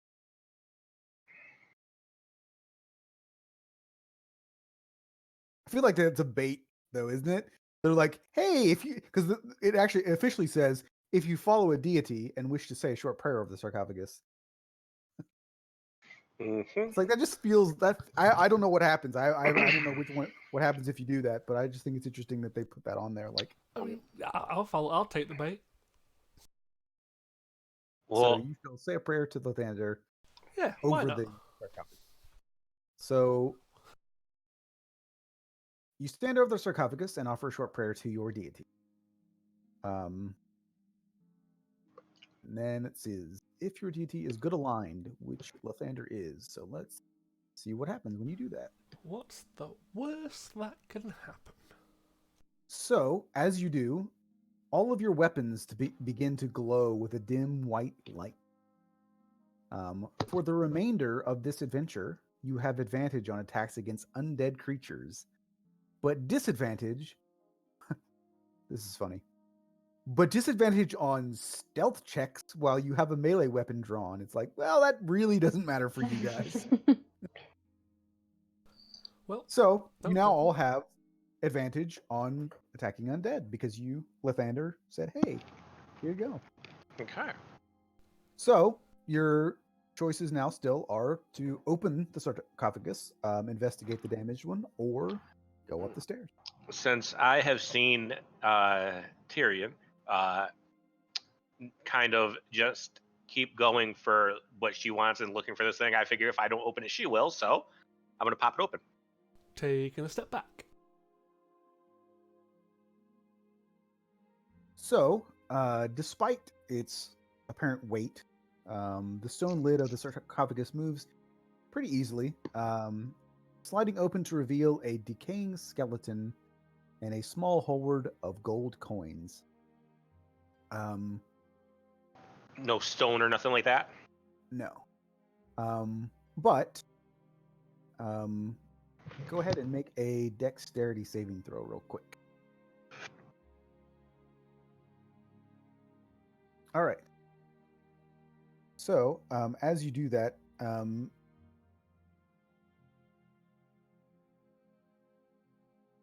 you do duck out of the way, but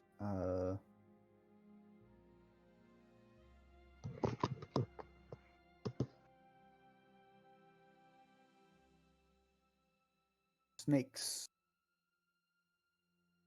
all Okay. burst out towards your face. You are quick enough to get out of the way, but everybody go ahead and roll initiative real quick. Shouldn't take too long.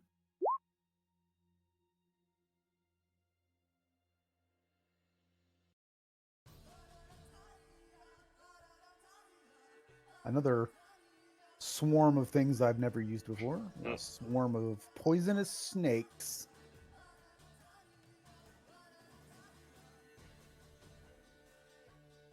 I feel like this, I may have, this adventure don't believe is actually designed for characters of your level, so.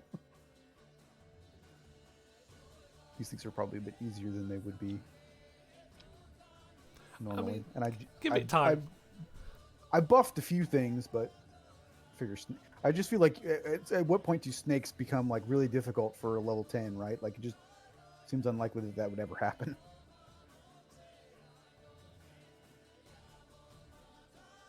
All right. Well, they still have the jump on you, so you jump out of the way, but then they also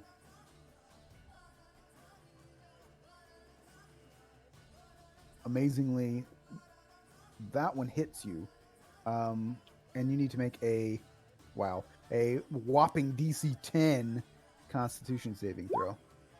Yeah. So you take 9 points of piercing damage, but you do not take. Oh no, I take that back. It's half as much damage. So that's really weird. You take 5 points of poison damage, but you're not actually poisoned, which is a strange way for them to word it that, but you are now up. Okay. I do not like being bitten by snakes, so I'm going to go ahead and try to smack him with my flail. 27 to hit. That definitely hits. And one more swing. 18 to hit. I just like the idea of like a flail and you're just like slamming. Just the imagery of you just like slamming at snakes with a flail is just great to me. All right, so 19 total. 19 wins. All right. So you definitely kill some snakes in there. Tyria, you are up. Yeah, she will go at them with her Morning Star.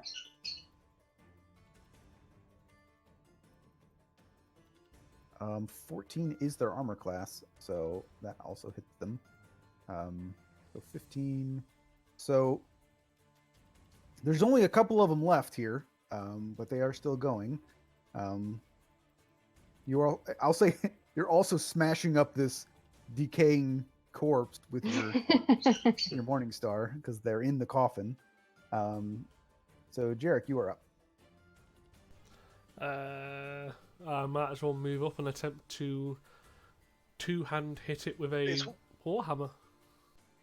Warhammer time.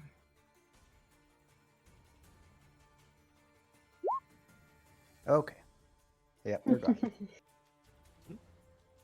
But I only get one attack, so I've got to make up for it. All right. So you killed the snakes, and you didn't even need the flying sword. Hey, whoa, Alright. whoa! Don't underestimate the flying sword. You want to Alright. look through the other one? I'll take a quick look, and she'll move towards it. If you Leave it. want, you can also. I think maybe one of your characters, but I'm not sure. You guys all have gold on your character sheets. I have 100 don't. platinum. I have nothing. Nothing. Okay, so everybody just put 100 platinum in there, just for the heck of it. And you can also, if you choose to, you can take 70 gold pieces out of this. I mean, I just desecrated that body. I'm not taking its gold too. Yeah, Tyria would leave it.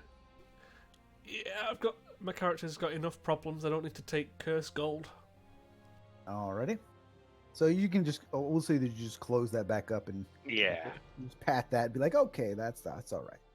All right, so you go to the other, and as you near the broken sarcophagus, and all the noise and sound, you notice that a hunched figure wrapped in sort of bandages steps out from behind a pillar, and its moan reverberating through the walls. So everybody go ahead and roll initiative again. Another 12. Please, higher than a 10. I feel like I got the 8 before as well. Nope, I got a 9 before. Same difference. I think I got a 6 last time, and I've not rolled above a 10 for initiative. So this might be a little bit tougher. So, well, it will definitely be tougher than snakes. I mean, I don't know. I'm enjoying this because I'm using creatures I've never used in any game before. So.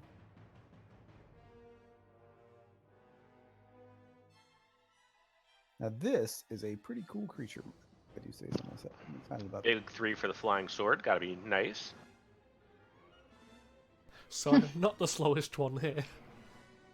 The inanimate, well, not even, it's actually an inanimate object. Oh. Creature.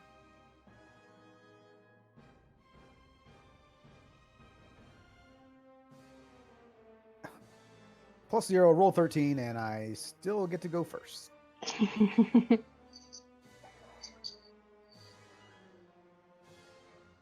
So it doesn't have a whole lot of movement speed, but it's close enough, so it will shamble its way over to you, Tyria.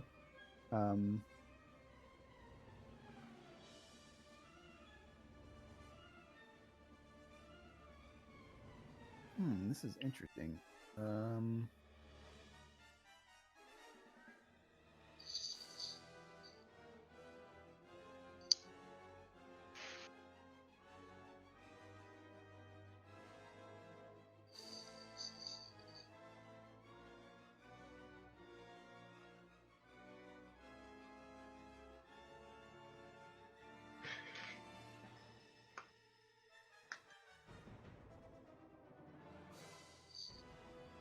Sorry, this creature can do a whole lot of stuff, so I'm just reading Um, No worries. Yeah, I'm just reading how boned you all are. like I said, I've never used this creature before, so it can do a lot of interesting things.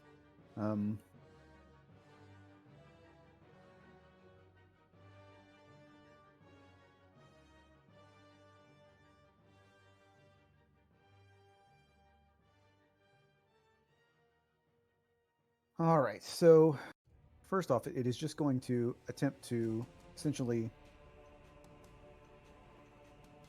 punch you, I guess. Best describe it. That's a 23 to hit. I don't know what your armor That class hits. is. My All armor right. class is 22. So, you Real take- quick. Has Yep. this been more than 10 minutes since I last cast protection from good and evil on her? Probably not. So it would have disadvantage. Right? Yeah, because this is undead, right? Yes. Yeah, so it would be disadvantage. Well, that's actually, believe it or not, the 23 is the lower of the two rolls. I tried. But you guys will have advantage on it and your attacks as well, so keep that in mind.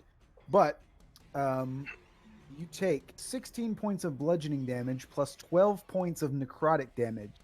Oh. So 28 points of damage, plus you need to make a Constitution saving throw. Saving throw. And you fail that. So Is there something I can add to it from that protection thing? It's a target. It says you can't be charmed, frightened, possessed.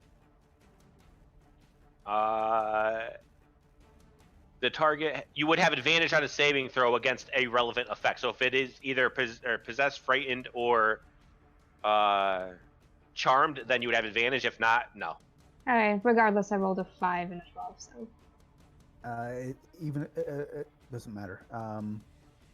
So let's see. What's this do?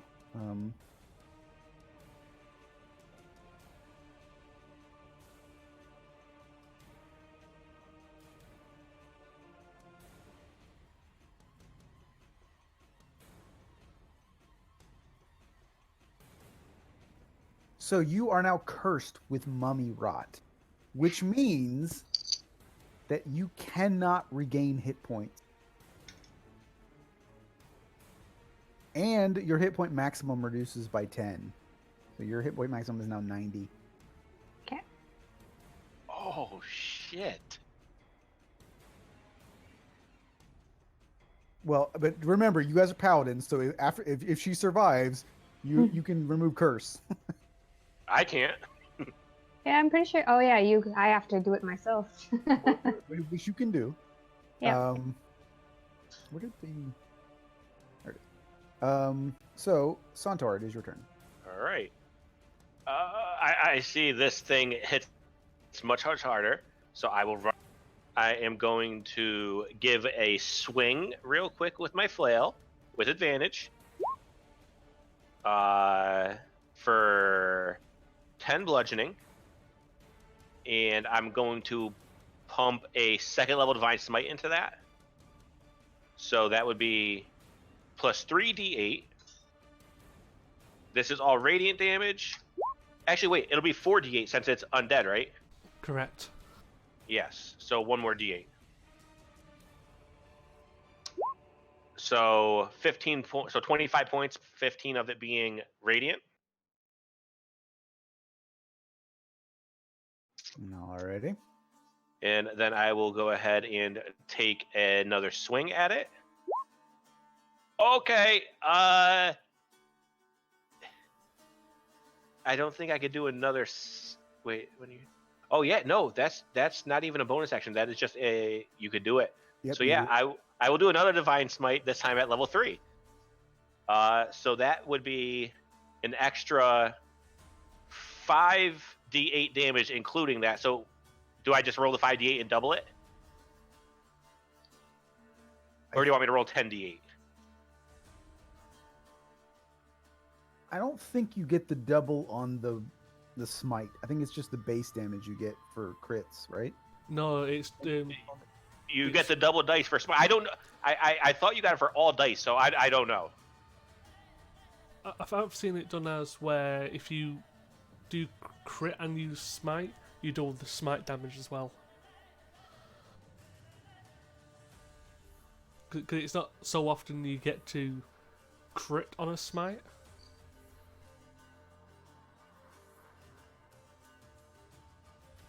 Your call, Matt. I mean, I don't know, so I'm gonna look it up and see what it says.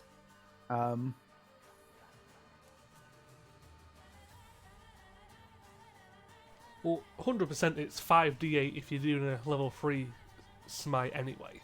So you can roll that.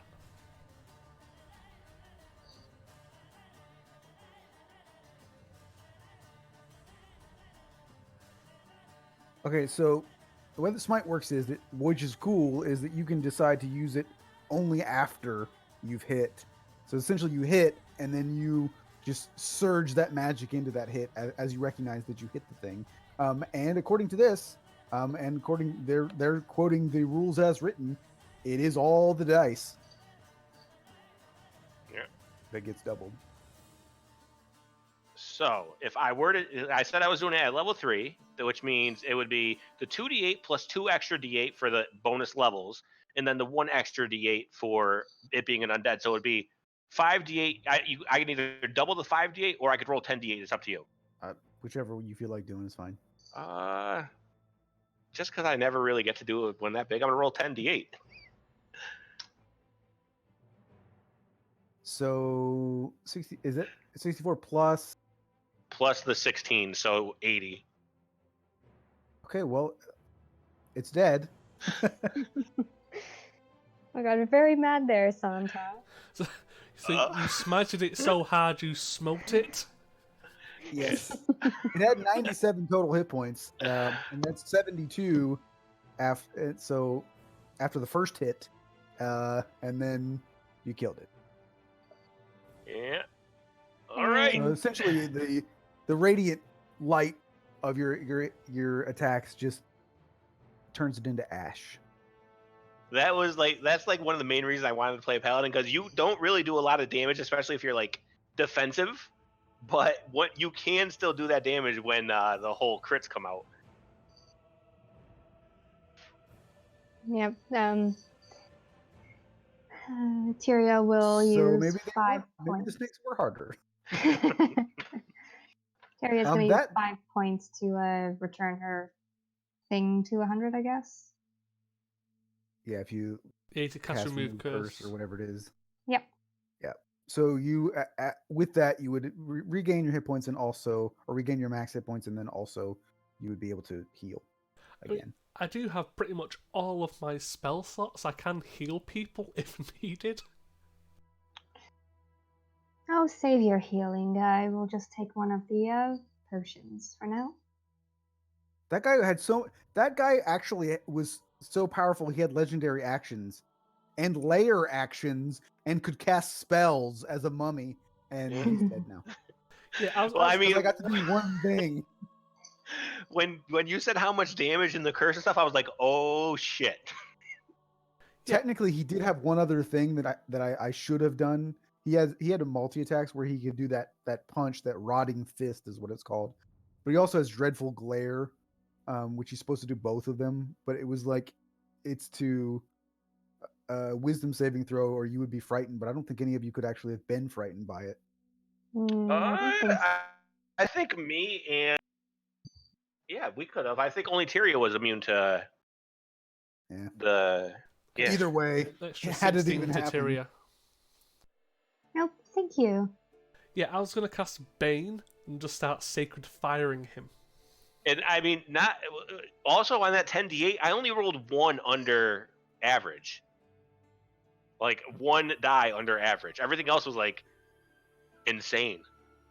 Pretty crazy. But I mean, that's that's why you normally would do, at level 10, 3 level 10s should have been fighting somebody that was. Oh yeah, there should have been like 2 or 3 of those things. Or at the very least, he should, because he was basically on your level, right? So it was like, yeah. But anyway,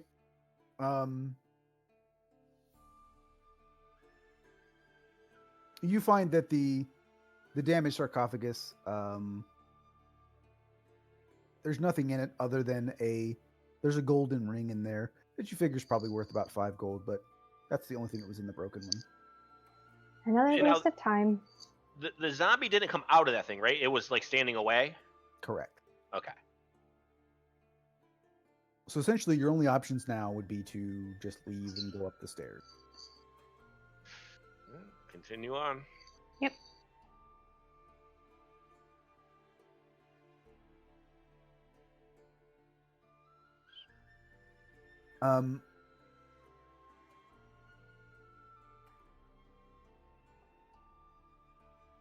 Tyria, you guys are walking up the stairs. First, what's your marching order up the stairs? I try to stay in front just because I have the highest AC and stuff. So I try to, as long as no one like wants to overtake me, I would be in front. Tyria would be behind him.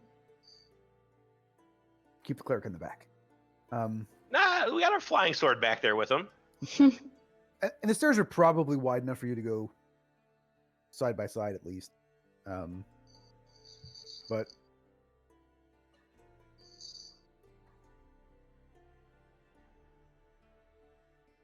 Tyria, you hear a voice in your head, which you recognize as Phelan, essentially admonishing you, saying, "Don't be stupid, return to me." You don't have any way of speaking back to her, but that's what you hear in your head. Yeah, Tyria would just be like, "Oh, we've been caught. Let's hurry this along." What do you mean caught? Phelan knows we're gone. We really need to hurry this up.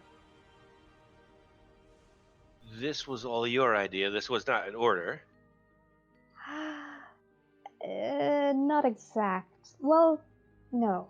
No, I wasn't ordered to do this. I set out to find this stone myself with your help, and we are here already, so let's just find the stone and get out.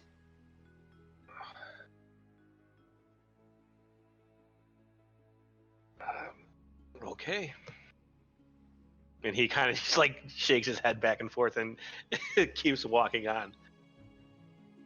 So as you get to the top of the stairs,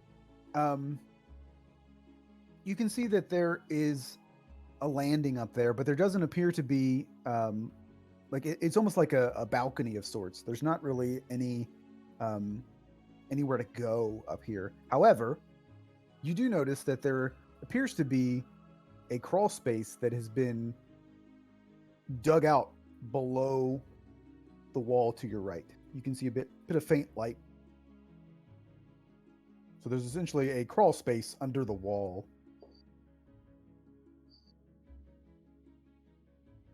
Well, ready for a bit of crawling? I'll go check it out quickly.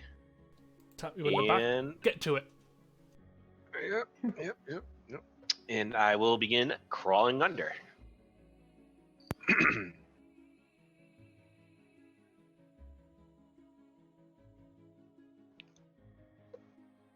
So you do.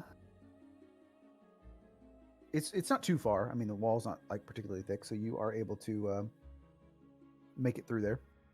When I get to the other side, I look down to the ground before putting my foot on or anything, and see if there's another one of those big, like, indents that means a huge rock is going to fall. You do not see anything like that. Okay. All right. Then I would step down and just look around. So, you see this noxious green light is bathing the room, and you notice that the walls are covered in skulls and Like drawings or actual skulls? actual skulls. Oh, fuck me. And you can see on a plinth or a dais, or however you'd like to describe it, there is a ominous-looking stone altar with a man in these sort of like sickly green robes. Um, looks like, from your religious background, performing a bit of a ritual that appears to be he appears to be doing this ritual over this female corpse, and you can hear him say, uh, "Tell me the secret, great Yasurai."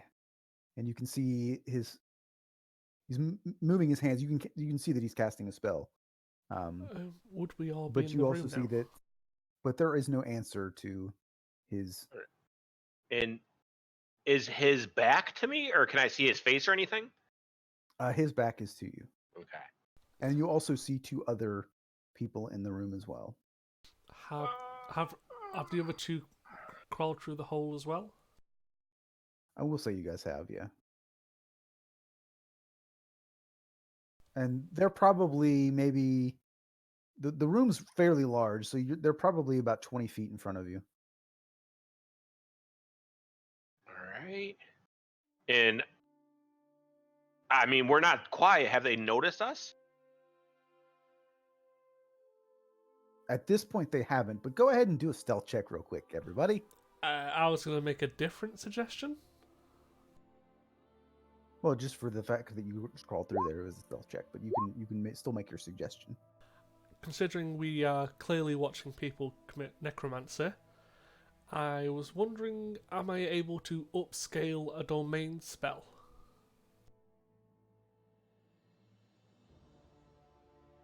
What do you want to do?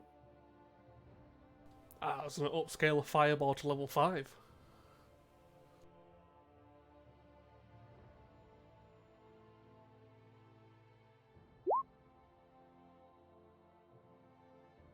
You could cast your any of your spells at whatever level you have, I believe. Yeah, you should be.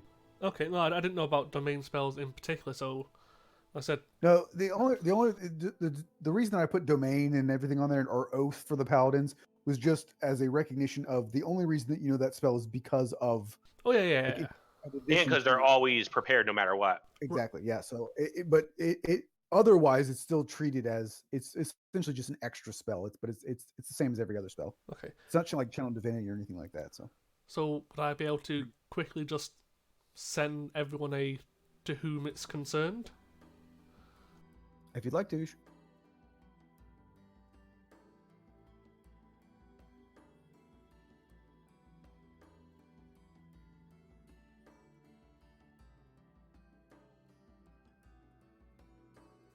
was a pretty good roll. Yeah, could have been a little better, but can't complain.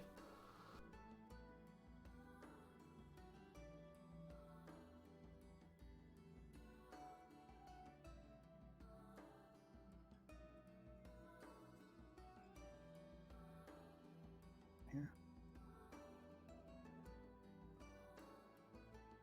So yeah, everything bursts into flames. All of the people that were performing the ritual are gone.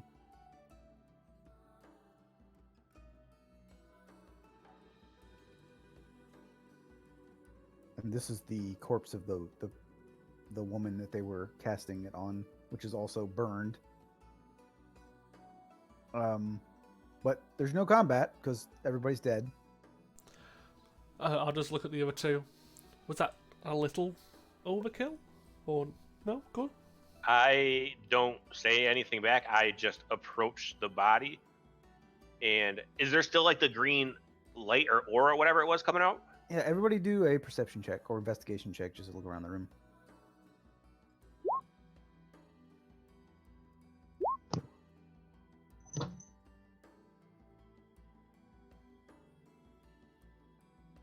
So, looking around the room, you see a number of sort of like dark, vial type artifacts around the altar that the guy was standing at. Looks like there is a ornate sort of like golden perch designed for some type of pet bird of some kind. Hmm. you can also see in the backside of this room, behind the body, there is a life-size statue of what you would assume is Yasurai. The walls of the room are covered in skulls.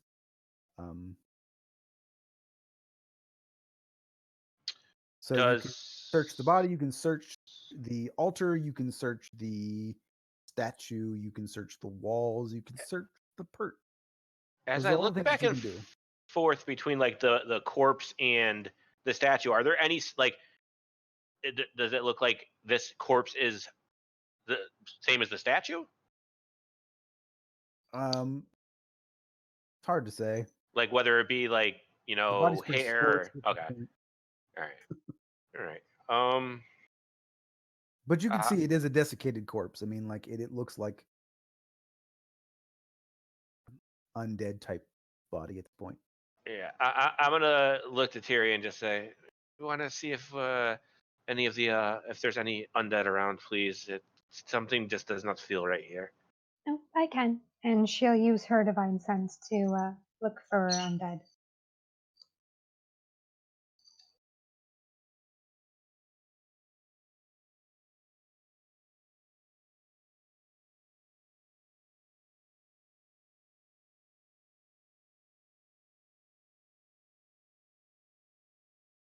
The corpse in front of you is an undead creature.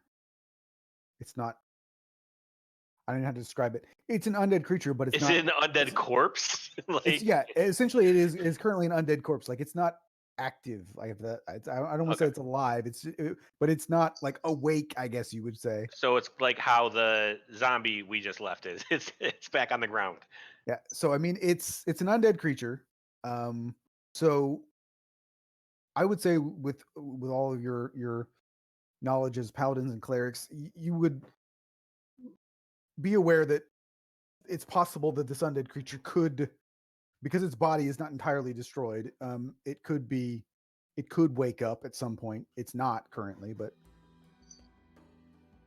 so again, your choices would be you can search the statue, you can search the altar, you can search the golden perch, you can search these skull-studded walls, or you can search the bodies, the dead bodies of the cultists as well as this one.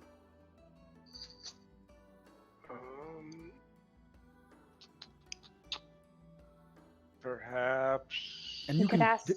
technically you could do all of them, but it's just we just got to pick which one we want to do first. Well, if the undead Yasurai comes alive, perhaps we can ask her where the stone is. Do you really think the undead will be willing to speak with us? It's possible, maybe. Can I like check to see if she's acting herself or if she's off or anything? You can do an insight check, sure. Like, does she? I did shit anyway. I was like, I wanted to know if like she really believed what she was saying or if she's just completely bullshitting.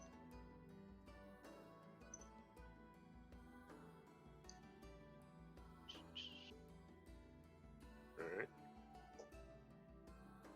I think that again, I think from Tyria's perspective, at this point, she's convinced herself that this is what she has to do. So that's really what it boils down to, is that if she, again, I don't want to make her sound like she's crazy or that she's delusional, because she isn't.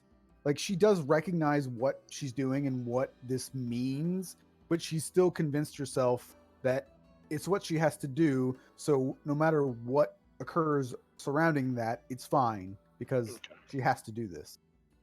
Okay. So she is acting a little bit different because obviously, like, the normal version of her would not be searching for the power. An undead. Okay, I got you. Yeah, I got you. All right. Well, I'll take like I'll stand in between her and this corpse, and I'll just look and I'll say, "Well, you tell us where to look. This is your mission."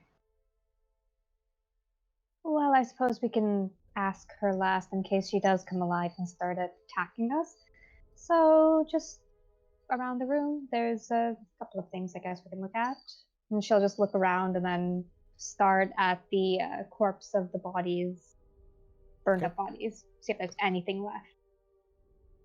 So,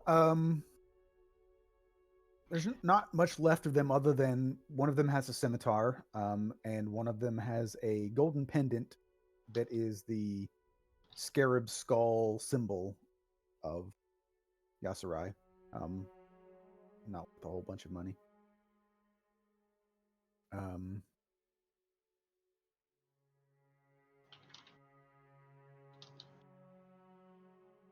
so, you've got the. You can search the walls. You can search the perch. You can search the altar or the statue. She'll go for the perch next.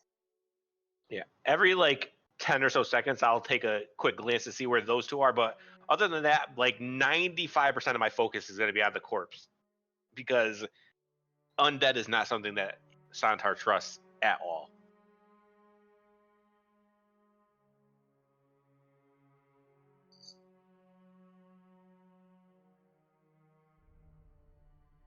So, as you take a look at the golden perch, you can see that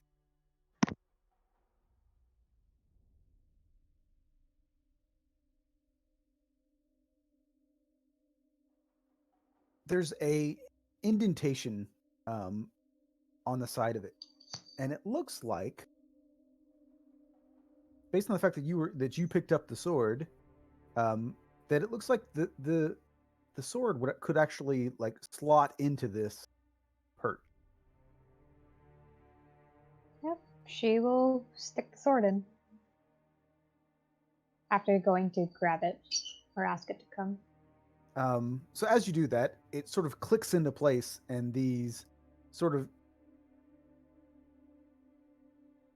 sharp looking like sort of like talons of like magical energy sort of reach out from the sword's pommel and like grab a hold of the perch.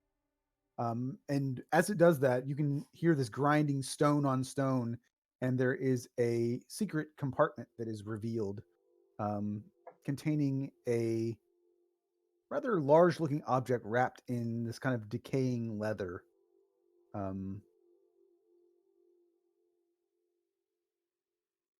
So you kind of grab that bundle before the as it's opening up, and the as it starts to as you pick it up, you can see that the compartment is starting to close again. And as it closes, it clicks back into place, and then the sword just kind of drops to the floor. And as it does that, the perch also falls and cracks into the floor. And you can see that as the sword hits the ground, and then the perch also hits the ground, they both sort of like start. I guess like dissolving would be the best way to describe it, into this kind of like magical blue energy, and then it starts to rise in this kind of mist, and then it moves slowly over to the side of the room, and you can see that it actually starts to form a portal.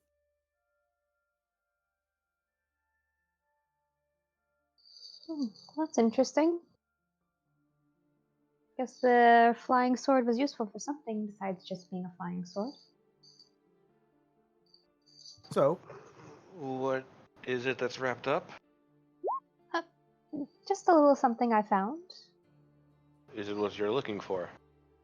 Not entirely sure. I haven't unwrapped it yet, and she'll just turn slightly away from him before unwrapping it.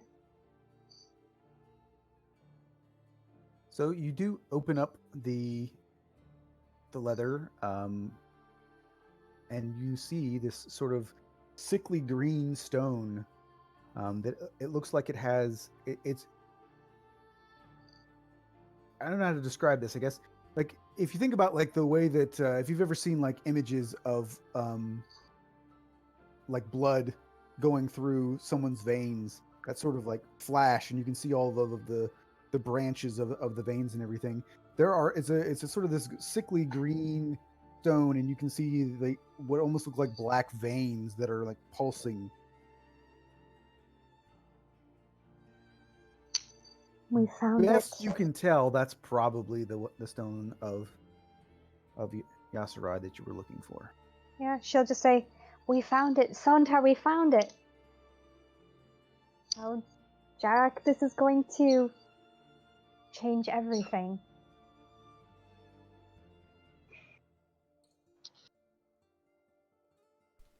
So now your options would be either to go through the portal, or you can look at the other things if you want.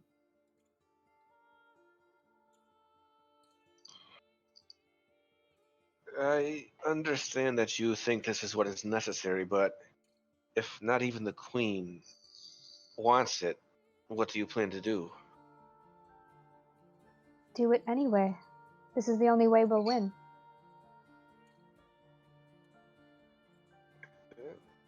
And if we don't win, everything will be lost. Seems as if much more can be lost by partnering with the undead. We need the numbers, Sontar.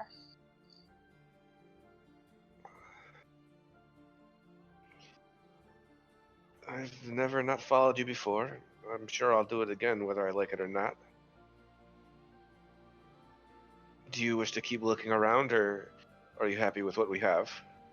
I'm happy with what we have. Let's get back to Phelan. Jirak, do you wish to search around more, or are you good? Well, if we have what we came for, no point sticking around. The only thing is, and she'll look down at the stone and see if she can try to activate it or do something.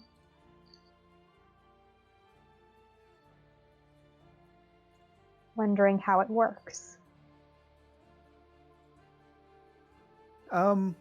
As you sort of like concentrate on it a little bit, for lack of a better term, like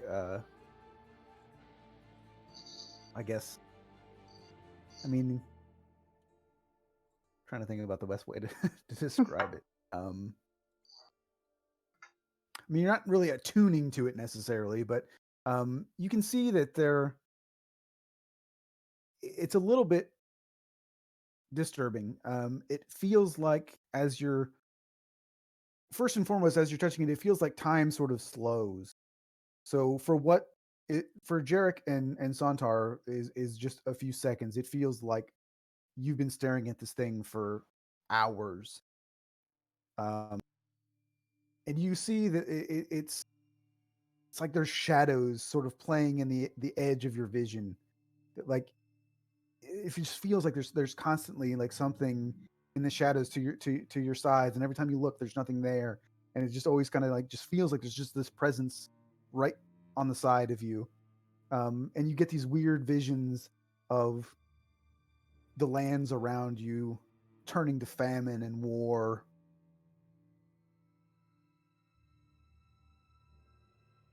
And then it just sort of slowly fades, and then you're back in the room with Santar and Jarek, and you don't notice anything anymore. There's no shadows in your vision or anything like that. But it took, I mean, it really felt like you were seeing these things for a while, but for the other, it was literally only like 30 seconds at most. Yep, she will definitely look pretty disturbed.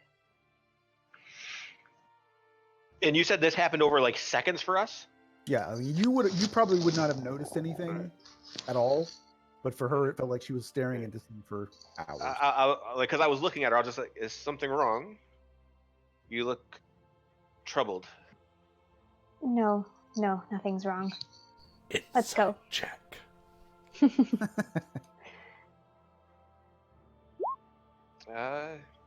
Let's go. All right, so that is technically the end of their adventure for now. We may revisit them later on. For all intents and purposes, we do know essentially how it ends, at least partially. I will say that Tyria does actually give the stone to the queen. She does not keep it for herself. But I will leave that bit of the story for later. But hopefully that was an interesting little diversion to play as these guys for. Well, I 100% made my mind up. I want Paladin now. These guys are fucking fun. Yeah, so I mean, I think these characters are interesting, and I wanted to, as I mentioned in Discord, like I wanted to sort of bring a face and I didn't want the Sun Elves to be this sort of like mysterious sort of bad guys in the story. That I wanted them to have like their own kind of thing. I thought this was an interesting way to do it, so, rather than me just telling you these three's names and be like, yeah, they went and did this, like, you know, just coincidence. Yeah. So we may revisit them at some point.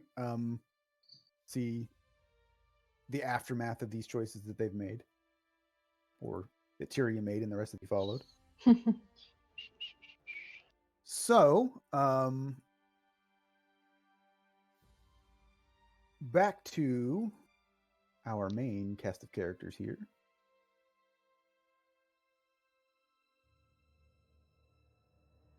I'm just wondering now, like, I wonder why that ended up being called the Deadfields down there in the where the Sun Elves were. Yeah, who knows? So let me pull this back up here. All right. So that took an okay amount of time. So we are going to wrap this up here shortly, but we do have the quick end here for preparing for Wednesday's game.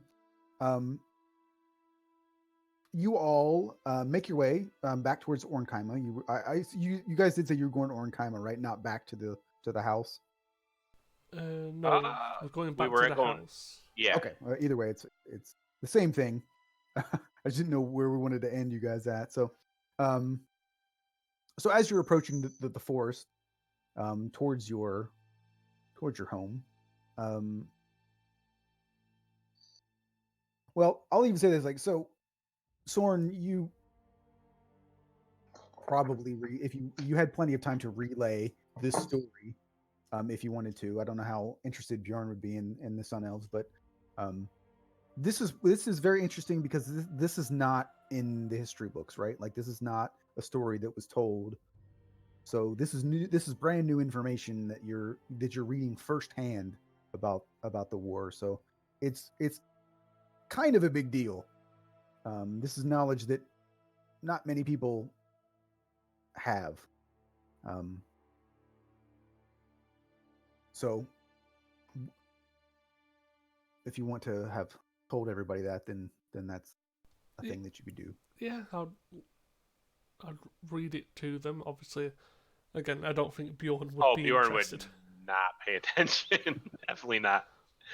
I mean, you could tell us a story, and I'm just going to leave the option open, right? So, like, in case we want to do it, that was just like a story that you read, but there's more stories in there, right? So, like, there's more things in the journal that we could go and play as well. But the rest of your trip is uneventful. You do notice that on the morning of the last day, so you wake up early in the morning. You've probably got less than a day to get back to your house, and it's extremely overcast. It's very foggy. You maybe have about 10 to 15 feet of visibility in front of you at this point. Very misty. It's starting to. There's a little bit of rain. It's kind of sprinkling a bit. And as you're approaching the entrance to the forest where you would be heading back, you notice coming from the other direction, essentially coming from Ornkaima, at least coming from the northwest of where you would be, I guess. There are two rather large figures walking towards you in the mist, and you hear them speaking a language that none of you speak. That none of us speak. But I'm going to do it this way because I feel like this is a thing that's not often stated in Dungeons and Dragons. At least it's not written anywhere, as far as I know. You don't understand the language, but Bjorn, you would recognize the language. So Giant. no, it's not Oh, giant. thank God. Because I feel like, for all of us, right? So like I'm assuming none of us speak French, but if we heard someone speaking French, we Oh, would yeah. know they're speaking French, right? Mhm. So if we've heard the language before, you would recognize it. So Bjorn, I don't think that Ayla or Soren would recognize it, but Bjorn, you would recognize that they're actually speaking Orc. Oh, okay. I mean, I can technically cast comprehend languages and Well, you could, understand it. but that's where we're going to end, is that you see these large figures walking towards you in the mist speaking Orc.